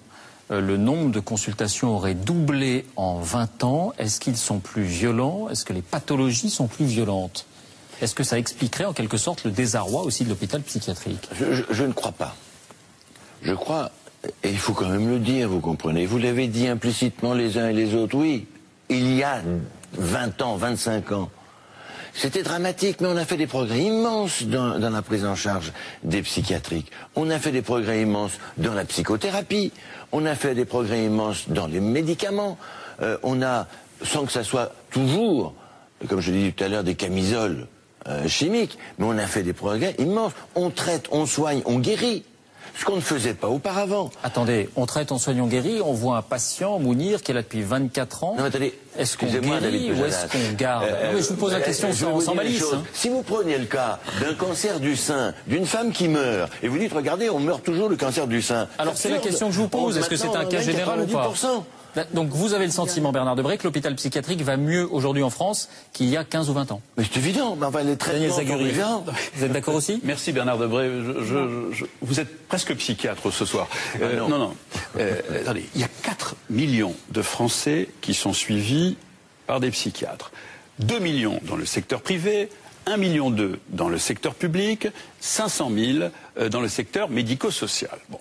Mounir, c'est l'exception des exceptions, ça fait partie de ces sujets qui, effectivement, sont hospitalisés pendant des décennies parce qu'ils ont une affection lourde et parce que probablement toutes les tentatives qui ont été faites pour un foyer, pour un CAT, pour je ne sais quoi, pour retourner en famille, pour aller en famille d'accueil, ont échoué du fait de la lourdeur de sa maladie. D'accord, c'est une exception, on vous entend. Je reviens sur Mounir.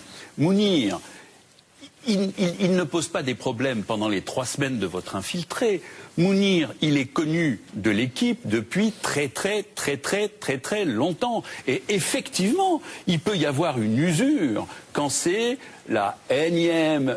Mais alors, c'est vrai que... Et c'est là que les équipes doivent se ressourcer et qu'on doit effectivement leur apporter suffisamment de capacité d'élaboration de ce qui se passe pour leur permettre de ne pas, elles aussi, sombrer, si je puis dire, dans quelque chose qui est induit par la maladie mentale chronique. Je vous repose ma question, Daniel Zaguri. Est-ce qu'il y a plus ou moins de malades mentaux aujourd'hui qu'avant?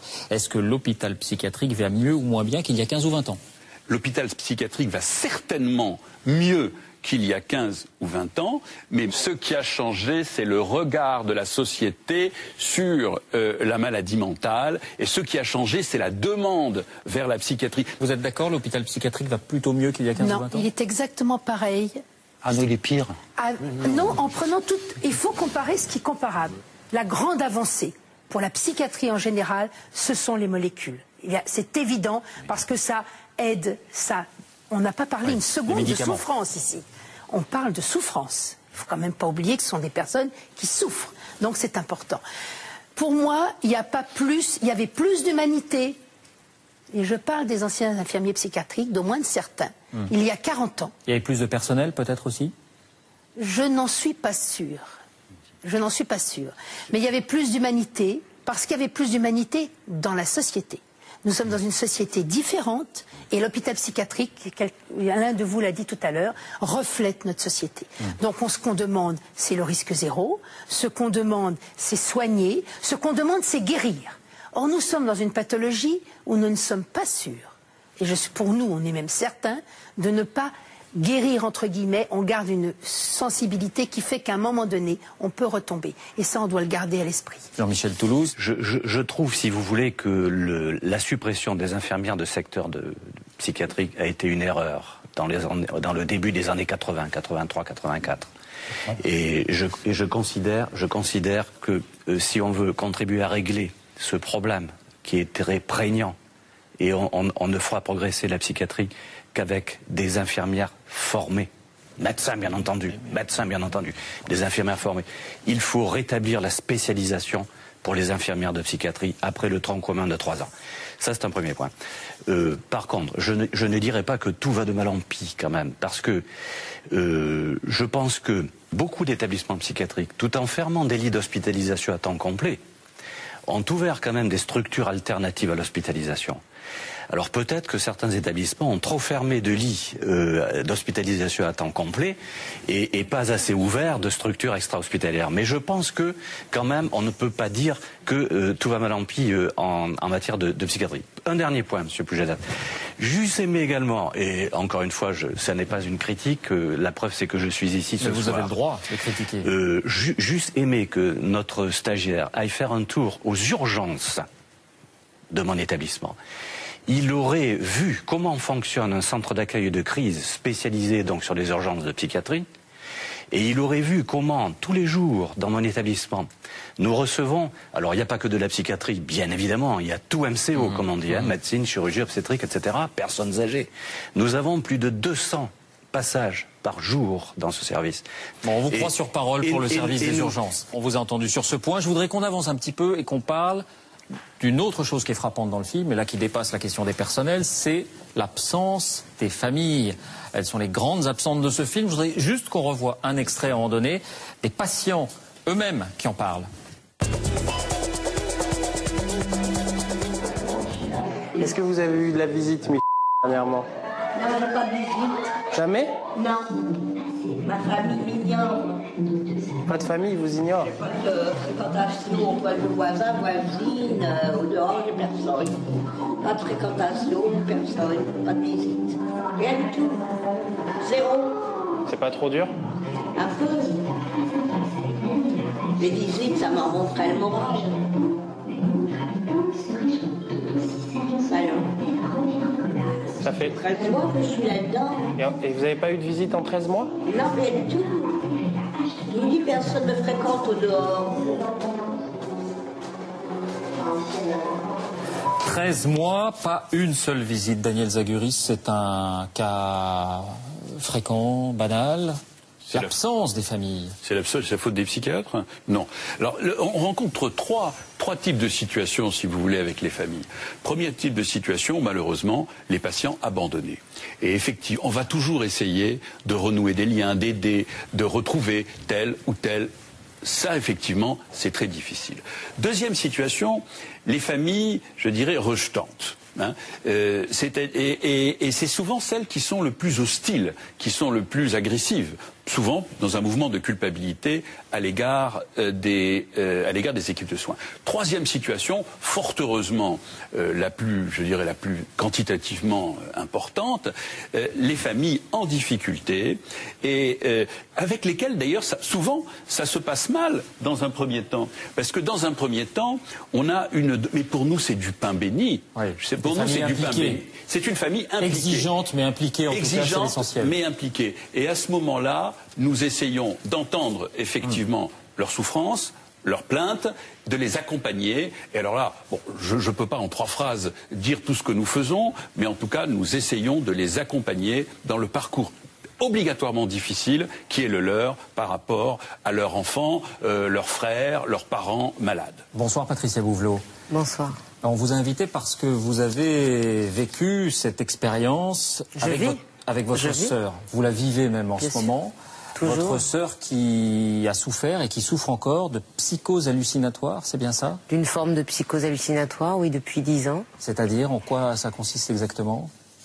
Pour faire simple, elle a un syndrome de persécution, elle entend des voix, et donc elle s'est retirée. C'était une jeune femme qui était docteur en littérature, professeure de français, et qui, petit à petit, a basculé comme ça dans cette maladie et qui s'est retirée du monde, qui a perdu son emploi, et qui s'est isolée, retirée. Et vous avez décidé un jour de la faire interner. Vous avez pris vos responsabilités d'une certaine manière. Alors, interner, oui, procéder à une hospitalisation sous contrainte. Il y en a eu beaucoup en 10 ans. C'est très difficile. D'abord, c'est une maladie qui est une souffrance pour le patient, mais souffrance pour la famille. Et en même temps, ça demande une énorme énergie, mais il faut être très costaud. Costaud dans ce qu'on est nous, pour l'aider elle, et costaud pour repartir chaque fois que il y a une hospitalisation, repartir. Hospitalisation sous contrainte. Alors, comment ça s'est passé? Il y a un moment où vous sentez bien que ça ne va pas, on consulte, on nous explique que bien sûr que c'est une maladie grave et que ça nécessite des soins de long terme et des soins urgents. Un conseil qu'on vous donne à un moment donné. Oui, plus qu'un conseil. Une recommandation, et vous dites oui? Bien sûr, parce qu'on sait que ma sœur est en danger. Donc, combien de temps a-t-elle passé à l'hôpital lors de ce premier séjour? Premier séjour, 3 semaines. 3 semaines. Et puis, il y a eu d'autres séjours plus courts. Parfois même, elle y est allée d'elle-même. Parfois, j'ai dû intervenir. Là, c'est vrai que c'est une souffrance, mais en même temps, c'est une maladie du lien. C'est-à-dire, intellectuellement, elle est toujours aussi brillante, mais elle a une souffrance du lien à l'autre. Elle se sent exclue. Elle est exclue du logement, du travail, etc. Donc, plus vous laissez les choses passer, plus elle s'exclue d'elle-même, plus la maladie continue et s'aggrave. Ouais. Donc c'est un cercle vicieux. Vous faites violence, mais il le faut, parce que sinon elle va dégringoler. C'était douloureux pour vous de lui imposer ce... De la priver de liberté, oui, c'était ce qui était le plus douloureux. C'est une souffrance énorme. Mais quelle est la souffrance la plus grande? Celle de l'interner ou celle de la voir perdre le fil de la vie? Alors vous, votre expérience de l'hôpital et du service psychiatrique à l'hôpital, c'est une bonne expérience? Oui, on a trouvé une équipe médicale formidable. Mais je constate depuis 10 ans qu'en effet, elle est passée dans plusieurs hôpitaux. Et je constate ce manque-là de plus en plus d'infirmières en moins, d'encadrants en moins, d'activités en moins, mais par manque de personnel. Donc oui, bien sûr que les familles, on constate ça. Mais c'est pas juste d'accuser l'équipe médicale parce qu'elle le subit autant que nous. Et c'est pour ça souvent que les familles se substituent. C'est-à-dire que moi, j'ai inventé des Walkman avec des textes de grands auteurs pour ma sœur. J'ai trouvé, j'ai fait les bouquinis, j'ai essayé d'inventer des choses pour la porter, la sortir, Parce qu'en fait, elle a besoin d'être touchée, d'être aimée. Je lui ai fait des massages, j'ai appris à masser à la chinoise. Enfin, et vous m'arrêtez si je suis indiscret, mais quand elle n'est pas hospitalisée, elle vit chez vous? En ce moment, oui, chez moi. Parce qu'elle était en stabilisation dans une situation assez fragile. Et que, comme j'avais expérimenté avec mon frère d'ailleurs, le fait que quand elle retournait chez elle, trop brutalement après l'hôpital, sans structure de relais, d'accompagnement personnalisé ou de visite quotidienne, elle continuait le traitement 1 mois, 2 mois, et puis elle arrêtait. Parce que, en fait, elle nie la maladie. La plupart des malades psychiques nient la maladie. Elle est docteur en littérature, elle me dit « je ne suis pas malade ». Donc c'est les autres qui m'agressent. Donc elle arrête les médicaments puisqu'elle se sent mieux, puisqu'elle est stabilisée. Et donc on repart dans le cercle vicieux. L'intuition qu'on a quand on voit ce film, c'est que la psychiatrie, parce qu'elle fait peur, comme disait Bernard Debré, elle peut dissoudre le lien familial. Oui, bien sûr, bien sûr. C'est pour ça que je vous disais, il faut être vraiment costaud dans sa tête. D'abord parce que vous aimez la personne, ma soeur je l'aime, donc la voir souffrir autant, voir cette femme qui était brillante, qui aurait fait une carrière brillante, souffrir autant, bien sûr que c'est une souffrance. 2, il faut une famille costaud. Moi j'ai un conjoint, un époux formidable parce que faut quand même accepter ma sœur à la maison. J'ai des enfants en bas âge à qui il faut expliquer aussi pourquoi. Pourquoi, comment, et trouver. Et c'est là où les assos comme l'UNAFAM sont importantes, parce que eux vous disent décode le mode de comportement, les mots à utiliser, à ne pas utiliser, comprendre pourquoi, répéter ou laisser de côté, ou monter en tension, ou interdire. Voilà. Et tout ça, heureusement, il y a des assos. Oui. Alors Claude Finkelstein, vous dirigez une de ces associations. Vous vous retrouvez dans ce récit? Tout à fait. Mais dans les familles, il faut quand même pas oublier que vous avez plusieurs choses aussi. La stigmatisation. Le regard de l'autre. La stigmatisation d'aller voir son enfant ou sa sœur dans un hôpital psychiatrique. C'est pas comme d'aller dans un hôpital général. Première chose. Deuxième chose, il y a aussi quelque chose de grave, c'est que la famille n'est pas prise en compte dans certains hôpitaux. On ne lui parle pas, on la met de côté, ça existe encore fortement dans les hôpitaux psychiatriques. Et là aussi, la famille se sent petit à petit mise à l'écart et elle reste à l'écart. C'est ce que vous avez rencontré, Patricia? On n'a pas le sentiment que ce soit ça. Pas tout à fait, mais chance peut-être. Parce que moi je suis assez ouverte, je demande, je questionne, je suis très active. Il faut quand même oser. Il faut oser le faire. Il faut aller. Il faut être volontariste. Oui, il faut être très volontariste. Et puis c'est stigmatisant. Puis à un certain niveau. Oui, c'est stigmatisant. Et puis on est assez démunis en fait, parce que une maladie, un cancer, une maladie grave. Bon, on appréhende là, il y a une dimension supplémentaire d'irrationalité. C'est-à-dire que vous ne comprenez pas le comportement de l'autre, que vous connaissez depuis tant d'années, vous ne comprenez pas. Donc, sauf à vous mettre en colère, à péter les plombs, il y a un travail sur soi à faire, qui est énorme pour ne pas ni paniquer, ni stigmatiser, ni envoyer tout balader, ni voilà. Jean-Michel Toulouse. Heureusement que nous avons les associations et les familles. Parce que, en plus, nous les impliquons. Elles siègent dans les conseils d'administration, elles vont siéger dans le futur conseil de surveillance, elles sont dans les commissions des relations avec les usagers et pour la qualité de la prise en charge, elles sont dans les copiles, elles sont dans les clins, etc. Et heureusement qu'elles sont là. Et elles ont un rôle éminent à jouer. Et je trouve qu'il faut le dire. Alors, vous ne m'en voudrez pas, mais on va revenir à l'hôpital psychiatrique et on va aborder la question qui a remis l'hôpital sur le devant de la scène dans l'actualité ces derniers mois, c'est celle de la sécurité. Je vous propose de découvrir un extrait, plus qu'un extrait, en fait une séquence qu'on n'a pas vue dans cette enquête et qui concerne le contrôle à l'entrée et à la sortie des patients. Regardez.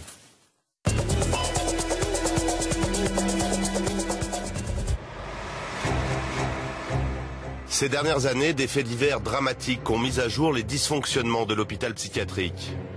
Décembre 2004 à Pau, Romain Dupuis tuait à l'arme blanche une infirmière et une aide-soignante. Grenoble, novembre 2008, un étudiant de 26 ans est tué en pleine rue par un schizophrène. En toute tranquillité, le malade avait pu quitter l'hôpital, acheter un couteau et poignarder le premier passant. Des drames qui ont bouleversé la France entière. Durant les 3 semaines de mon infiltration, j'ai constaté que régulièrement des malades se rendaient sans permission au centre commercial voisin. À l'occasion de mon entretien de fin de stage, j'ai fait part à ma responsable de mon étonnement face à cette situation. Voilà sa réaction. C'est que les patients, ils n'ont pas le droit de sortir de l'enceinte de l'hôpital, normalement. Non, il doit avoir une permission. Oui. Vous les voyez dehors? À tous. Le nombre de patients... Les personnes... Vous le savez, ça, ouais? C'est dangereux, quand même, qu'ils sortent, non? Oui, c'est dangereux. On rigole parce que c'est vrai que vous dites des choses qui sont vraiment... oui, c'est sûr. C'est vrai que le patient n'a pas à être à l'extérieur de l'enceinte. Mais bon, alors après, ce qu'on peut faire. Et en fait, ouais, vous pouvez rien faire pour surveiller, quoi. Il n'y a rien à faire, quoi. C'est un service ouvert, on ne peut pas. C'est les risques. Un constat d'impuissance jusqu'au prochain drame. Qu'est-ce qu'on peut faire? On ne peut rien faire. Je me retourne vers vous, Jean-Michel Toulouse, n'avez pas le beau rôle. Et enfin, est-ce qu'il n'y a pas là un problème de sécurité? Pas seulement pour les patients, pas seulement pour le personnel, mais pour la société. Bon, David Poujadec, puis-je vous citer un seul chiffre? 2 chiffres. Parce que moi, je fais partie, je ne suis pas tout seul, des gens qui considèrent que la psychiatrie, notamment la psychiatrie publique, mais la psychiatrie tout court, ne doit pas accepter de dériver vers une conception et une idéologie sécuritaire. On est d'accord. Il y a 51 000, il y a eu des simplement 2 chiffres. Je vais y revenir. J'ai connu ça sous d'autres cieux dans un autre établissement. Vous voyez, décidément, j'attire les difficultés et les problèmes, faut croire. Ce n'est pas ce qu'on veut. Il y a 51 000 personnes qui sont mises en examen pour crimes et délits tous les ans. Chiffre de 2005. 215 ont bénéficié, entre guillemets, c'est un sujet passionnel ça, ont bénéficié d'un non-lieu pour cause d'irresponsabilité pénale. 0,4%. Est-ce que sur la base de ces 0,4% et ces 215 patients, on va porter un jugement de valeur sur le fonctionnement de la psychiatrie? Bien sûr qu'il faut des mesures. C'est pas la peine de surveiller les entrées et les sorties. Encore une fois, quelle psychiatrie on veut? On veut une psychiatrie asilaire ou on veut une psychiatrie ouverte? C'est pas la peine de surveiller les entrées et les sorties. Bien sûr que si, qu'il faut surveiller d'une certaine façon les entrées et les sorties. Je considère que la psychiatrie ouverte n'est pas en contradiction avec la prise en charge sécure, comme on dit dans le jargon du rapport Couty.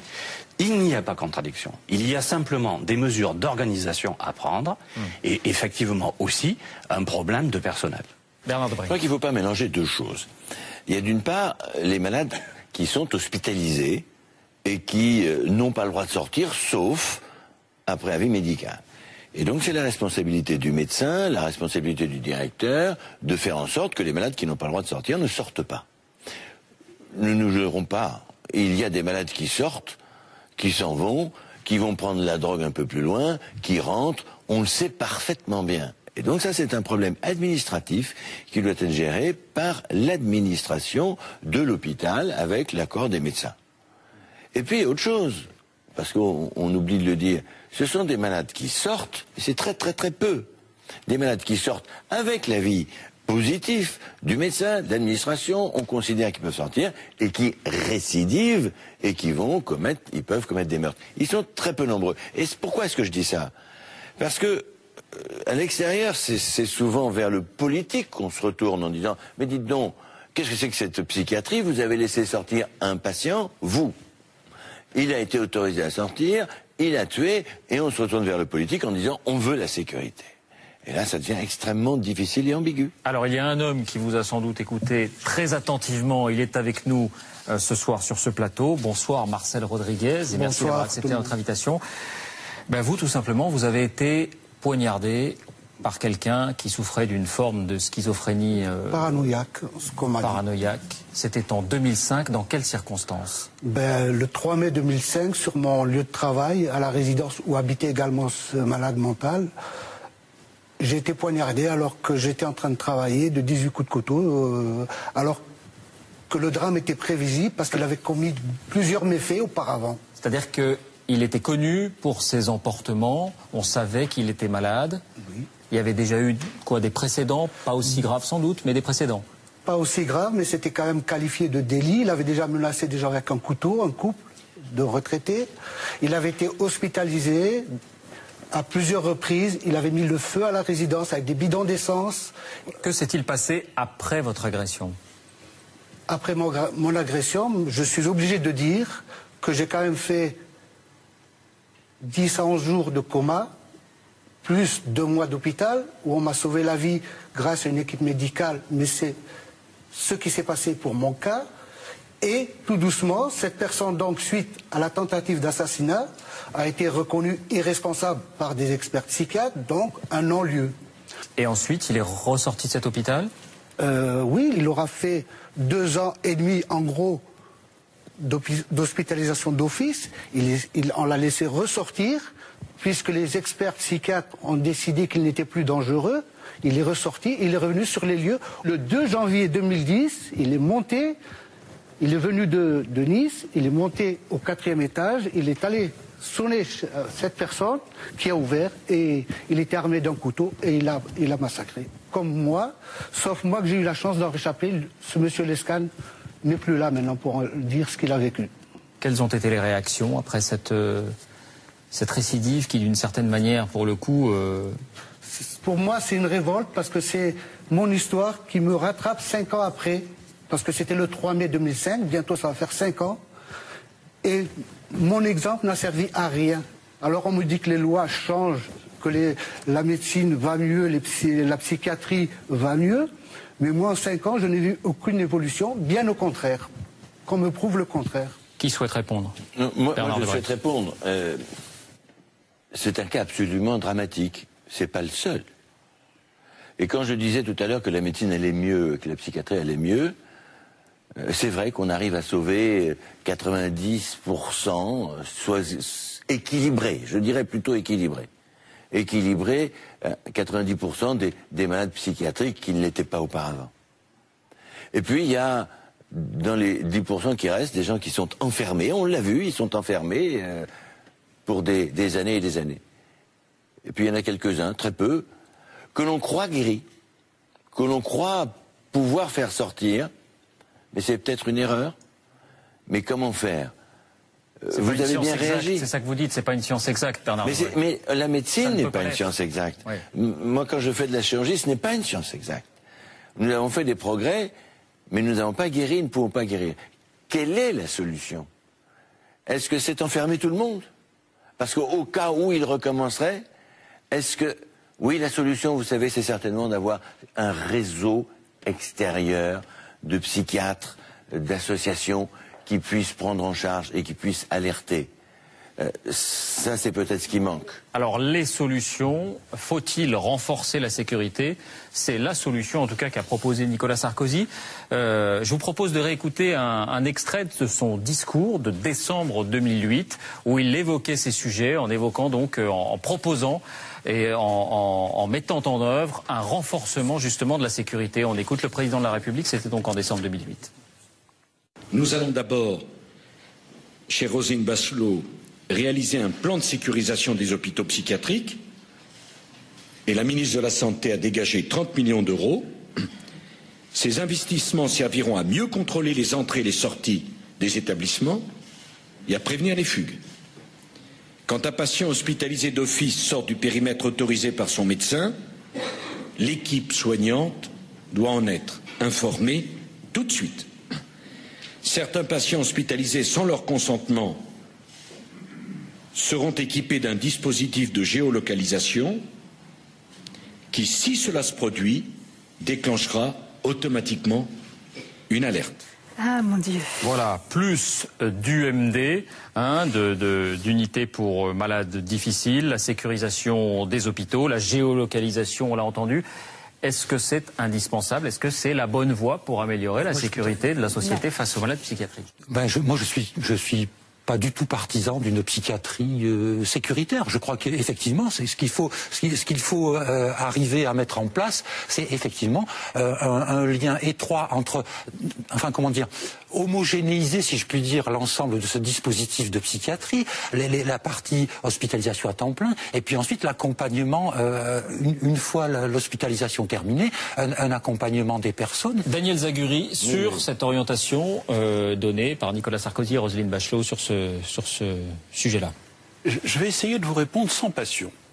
Parce que il faut pas, si vous voulez, ma réponse, c'est pas une réponse politicienne. Je connais des collègues de droite, de gauche ou centristes qui ont réagi de manière catastrophique à ce discours qui a été traumatique pour la profession. Pourquoi? Pourquoi? Pas parce que tout ce qui est dit est faux.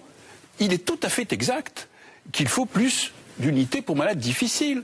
420 places dans un pays de 65 millions d'habitants, tout le monde est d'accord, c'est ridicule. Le problème, c'est que toute la psychiatrie a été regardée au prisme de la sécurité. Et ça, c'est une absolue catastrophe. Vous dites c'est marginal.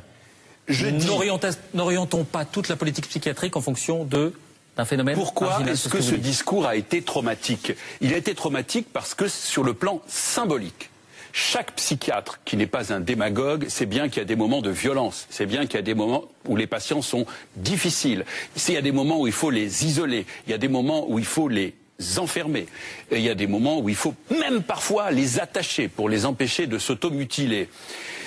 Mais ces moments-là sont des moments transitoires. Et après ces moments transitoires, il s'agit de les libérer de leur chaîne psychique, c'est-à-dire de les aider à vivre dans la société. Et ce discours a été traumatique pour une immense majorité de psychiatres parce qu'il n'a désigné la psychiatrie que comme une discipline sécuritaire. Alors Jean-Luc Séninger, psychiatre et qui dirige justement l'un de ces services UMD à Sarreguemines, je crois. Est-ce que vous avez la même vision que Daniel Zaguri? On imagine que non. Pas tout à fait, en tout cas. Ce que je voudrais dire, c'est que qu'il est effectivement peut-être un peu dommage d'avoir fait ce discours juste après un fait divers dramatique. Ce fait divers-là représente quelque chose qui est extrêmement limité. Mais ce que je ne peux pas supporter, c'est quand on dit que l'on n'a pas besoin des unités pour malades difficiles. Et très généralement, en plus, et paradoxalement, ce sont les psychiatres qui critiquent le plus ces UMD depuis très longtemps, qui nous envoient le plus de patients. D'accord. Daniel Zaguri, lui, il ne les critique pas. Absolument pas. Voilà. Il ne les remet pas en cause. C'est clair. Ça fait 25 ans que je travaille dans ces unités. Le nombre de demandes qui nous sont faites augmente de façon exponentielle. Par contre... En deux mots, dans ces UMD, ils sont plus spécifiquement surveillés, plus spécifiquement suivis. Parce que la définition du malade difficile, c'est un malade qui présente un état dangereux majeur, certain ou imminent, c'est-à-dire une très grande dangerosité. Qu'est-ce qui s'est passé au cours de ma carrière? Ça fait 25 ans que je travaille en UMD et ailleurs d'ailleurs aussi. Qu'est-ce qu'on a observé sur le plan de la psychiatrie générale? On l'a dit, une diminution du nombre de lits, de plus en plus de patients pris en charge en ambulatoire, de moins en moins de personnel, de plus en plus de féminisation dans les hôpitaux ordinaires, ce qui génère obligatoirement plus de violence dans les hôpitaux généraux et surtout une moindre tolérance par rapport à ces violences, d'où le nombre de demandes d'admission qui nous sont faites. Vous croyez que c'est facile de refuser au moins les deux tiers des demandes d'admission qui nous sont faites? Il y a à chaque fois une équipe qui est en souffrance, il y a à chaque fois des actes de violence qui ont été commis. De plus, comme le nombre de lits d'UMD n'augmente pas, on est obligé de les faire sortir plus rapidement pour pouvoir en admettre d'autres.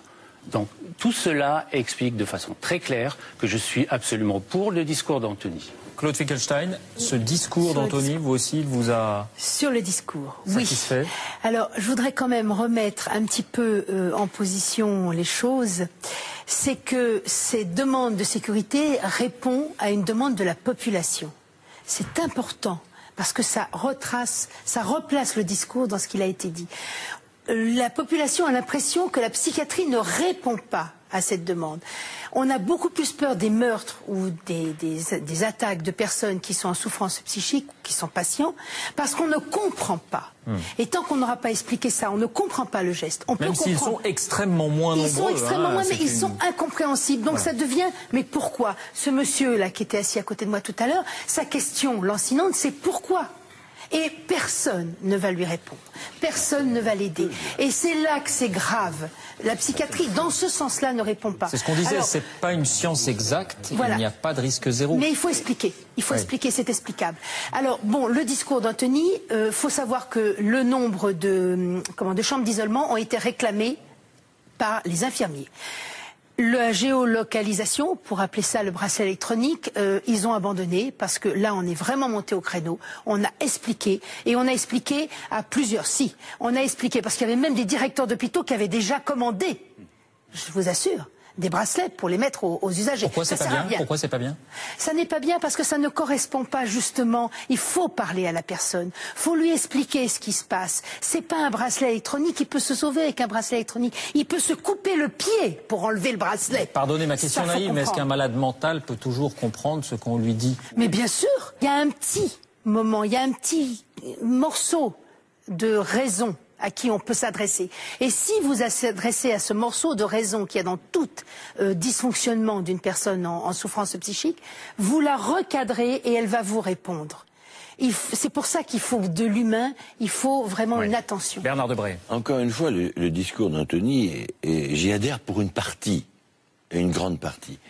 Le discours d'Anthony était une demande formulée et par des infirmiers psychiatriques et par un certain nombre de psychiatres en disant nous avons un problème au niveau de l'hospitalisation et de l'enfermement. Il n'y a pas assez de chambres d'UMD.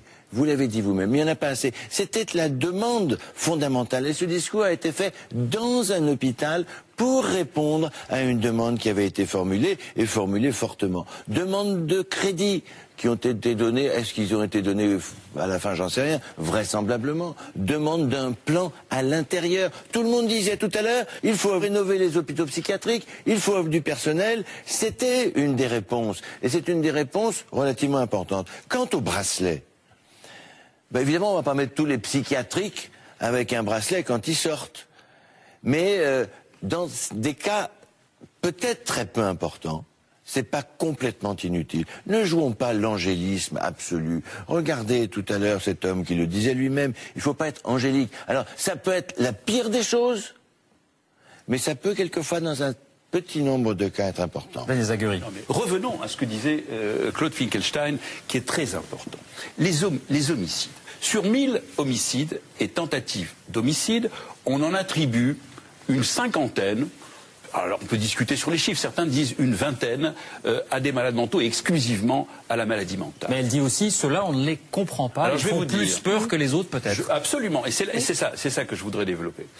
Et sur ces 50, les 2 tiers touchent la famille, donc c'est seulement 1 tiers. Donc il y a à peu près 17 à 20 crimes commis par des malades mentaux sur des tiers qui paraissent totalement absurdes. On les comprend pas. C'est pas la jalousie, c'est pas la cupidité, c'est pas la veulerie, c'est pas l'orgueil blessé. On ne les comprend pas. Et effectivement, ils frappent l'opinion publique. Et ils frappent tellement l'opinion publique qu'on peut dire beaucoup de bêtises. Par exemple, par rapport aux pousseurs du métro. En 1985, ma collègue Valérie Monreno faisait un travail sur les pousseurs du métro. Je peux vous dire que c'est pas du tout un phénomène nouveau. Et toutes ces analyses qui ont été faites sur les liens entre la déliquescence de la psychiatrie et ce phénomène, à mon avis, tombent de même. Ça, personne n'a dit ça aujourd'hui. Un petit peu de recul.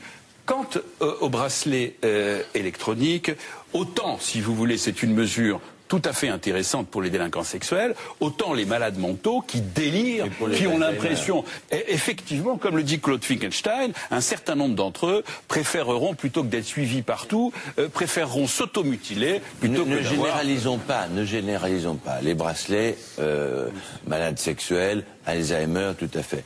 Et dans un très petit nombre de cas, il n'est pas impossible aussi que les malades psychiatriques puissent le demander. Ils peuvent le demander. Alors, ce qu'il ne faut pas, c'est le généraliser. Écoutez, j'en ai vu un certain nombre, et il y en a un très petit nombre qui disent, écoutez, non mais on va pas non plus s'étendre trop sur les bracelets électroniques. Il y en a qui disent, j'ai peur de recommencer, aidez-moi. Aidez-moi.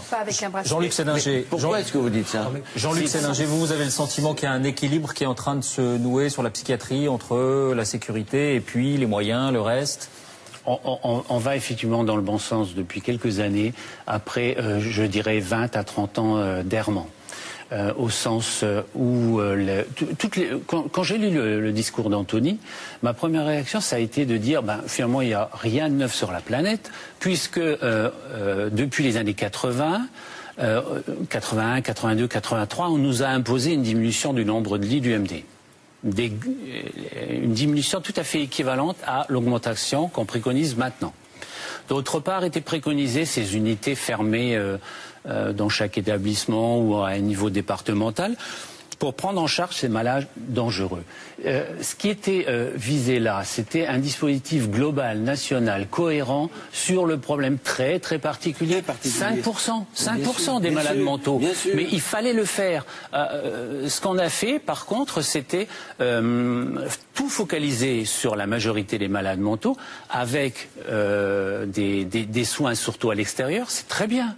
C'est très bien d'être soigné à la maison, mais c'est pas bien pour des malades violents ou violents par moment. On a compris qu'il fallait les deux. On a compris qu'il fallait les deux. Pardon, on arrive au terme de cette émission. Je voudrais laisser le mot de la fin à Jean-Michel Toulouse sur ce sujet. Est-ce que la politique globale de la psychiatrie va dans le bon sens aujourd'hui? Écoutez, moi en tant que directeur soumis à l'obligation de réserve, c'est sûrement pas moi qui vais donner tort à Monsieur le Président de la République. Simplement, si vous me le permettez.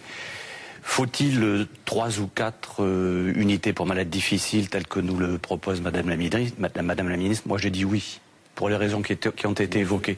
Faut-il des unités d'hospitalisation spécialement aménagées? Je dis oui. Faut-il des unités d'hospitalisation sécurisées, interrégionales ou régionales pour les malades sans être pénaux, qui peuvent être dangereux, ou des malades difficiles, agités? Et vous avez bien vu que dans certains de nos établissements, nous n'avons pas forcément toujours les moyens de nous occuper d'eux comme il le faudrait. Je dis oui. Ceci étant dit, donc moi je vais dans le sens du discours d'Anthony. Ceci étant dit, il ne faut pas déconnecter le dispositif intra-hospitalier et le dispositif extra-hospitalier. Eh bien, c'était le mot de la fin. Merci d'avoir participé à ce débat.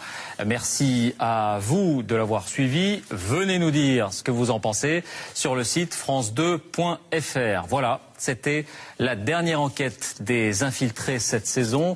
Nous avons été très heureux de vous les présenter. Vous l'avez lu, entendu. Ça n'a pas été parfois sans grincement de dents ou sans polémique. C'est normal. La vérité n'est pas toujours douce à entendre, mais ça n'entame en rien notre envie, notre détermination. Nous espérons donc vous retrouver très bientôt. Merci à Guylaine Loquet, à Laurent Richard, à Hervé Chabalier. Merci à Philippe Lallemand et à toutes ses équipes qui réalisent cette émission. Merci surtout à vous de nous avoir suivis. Très bonne fin.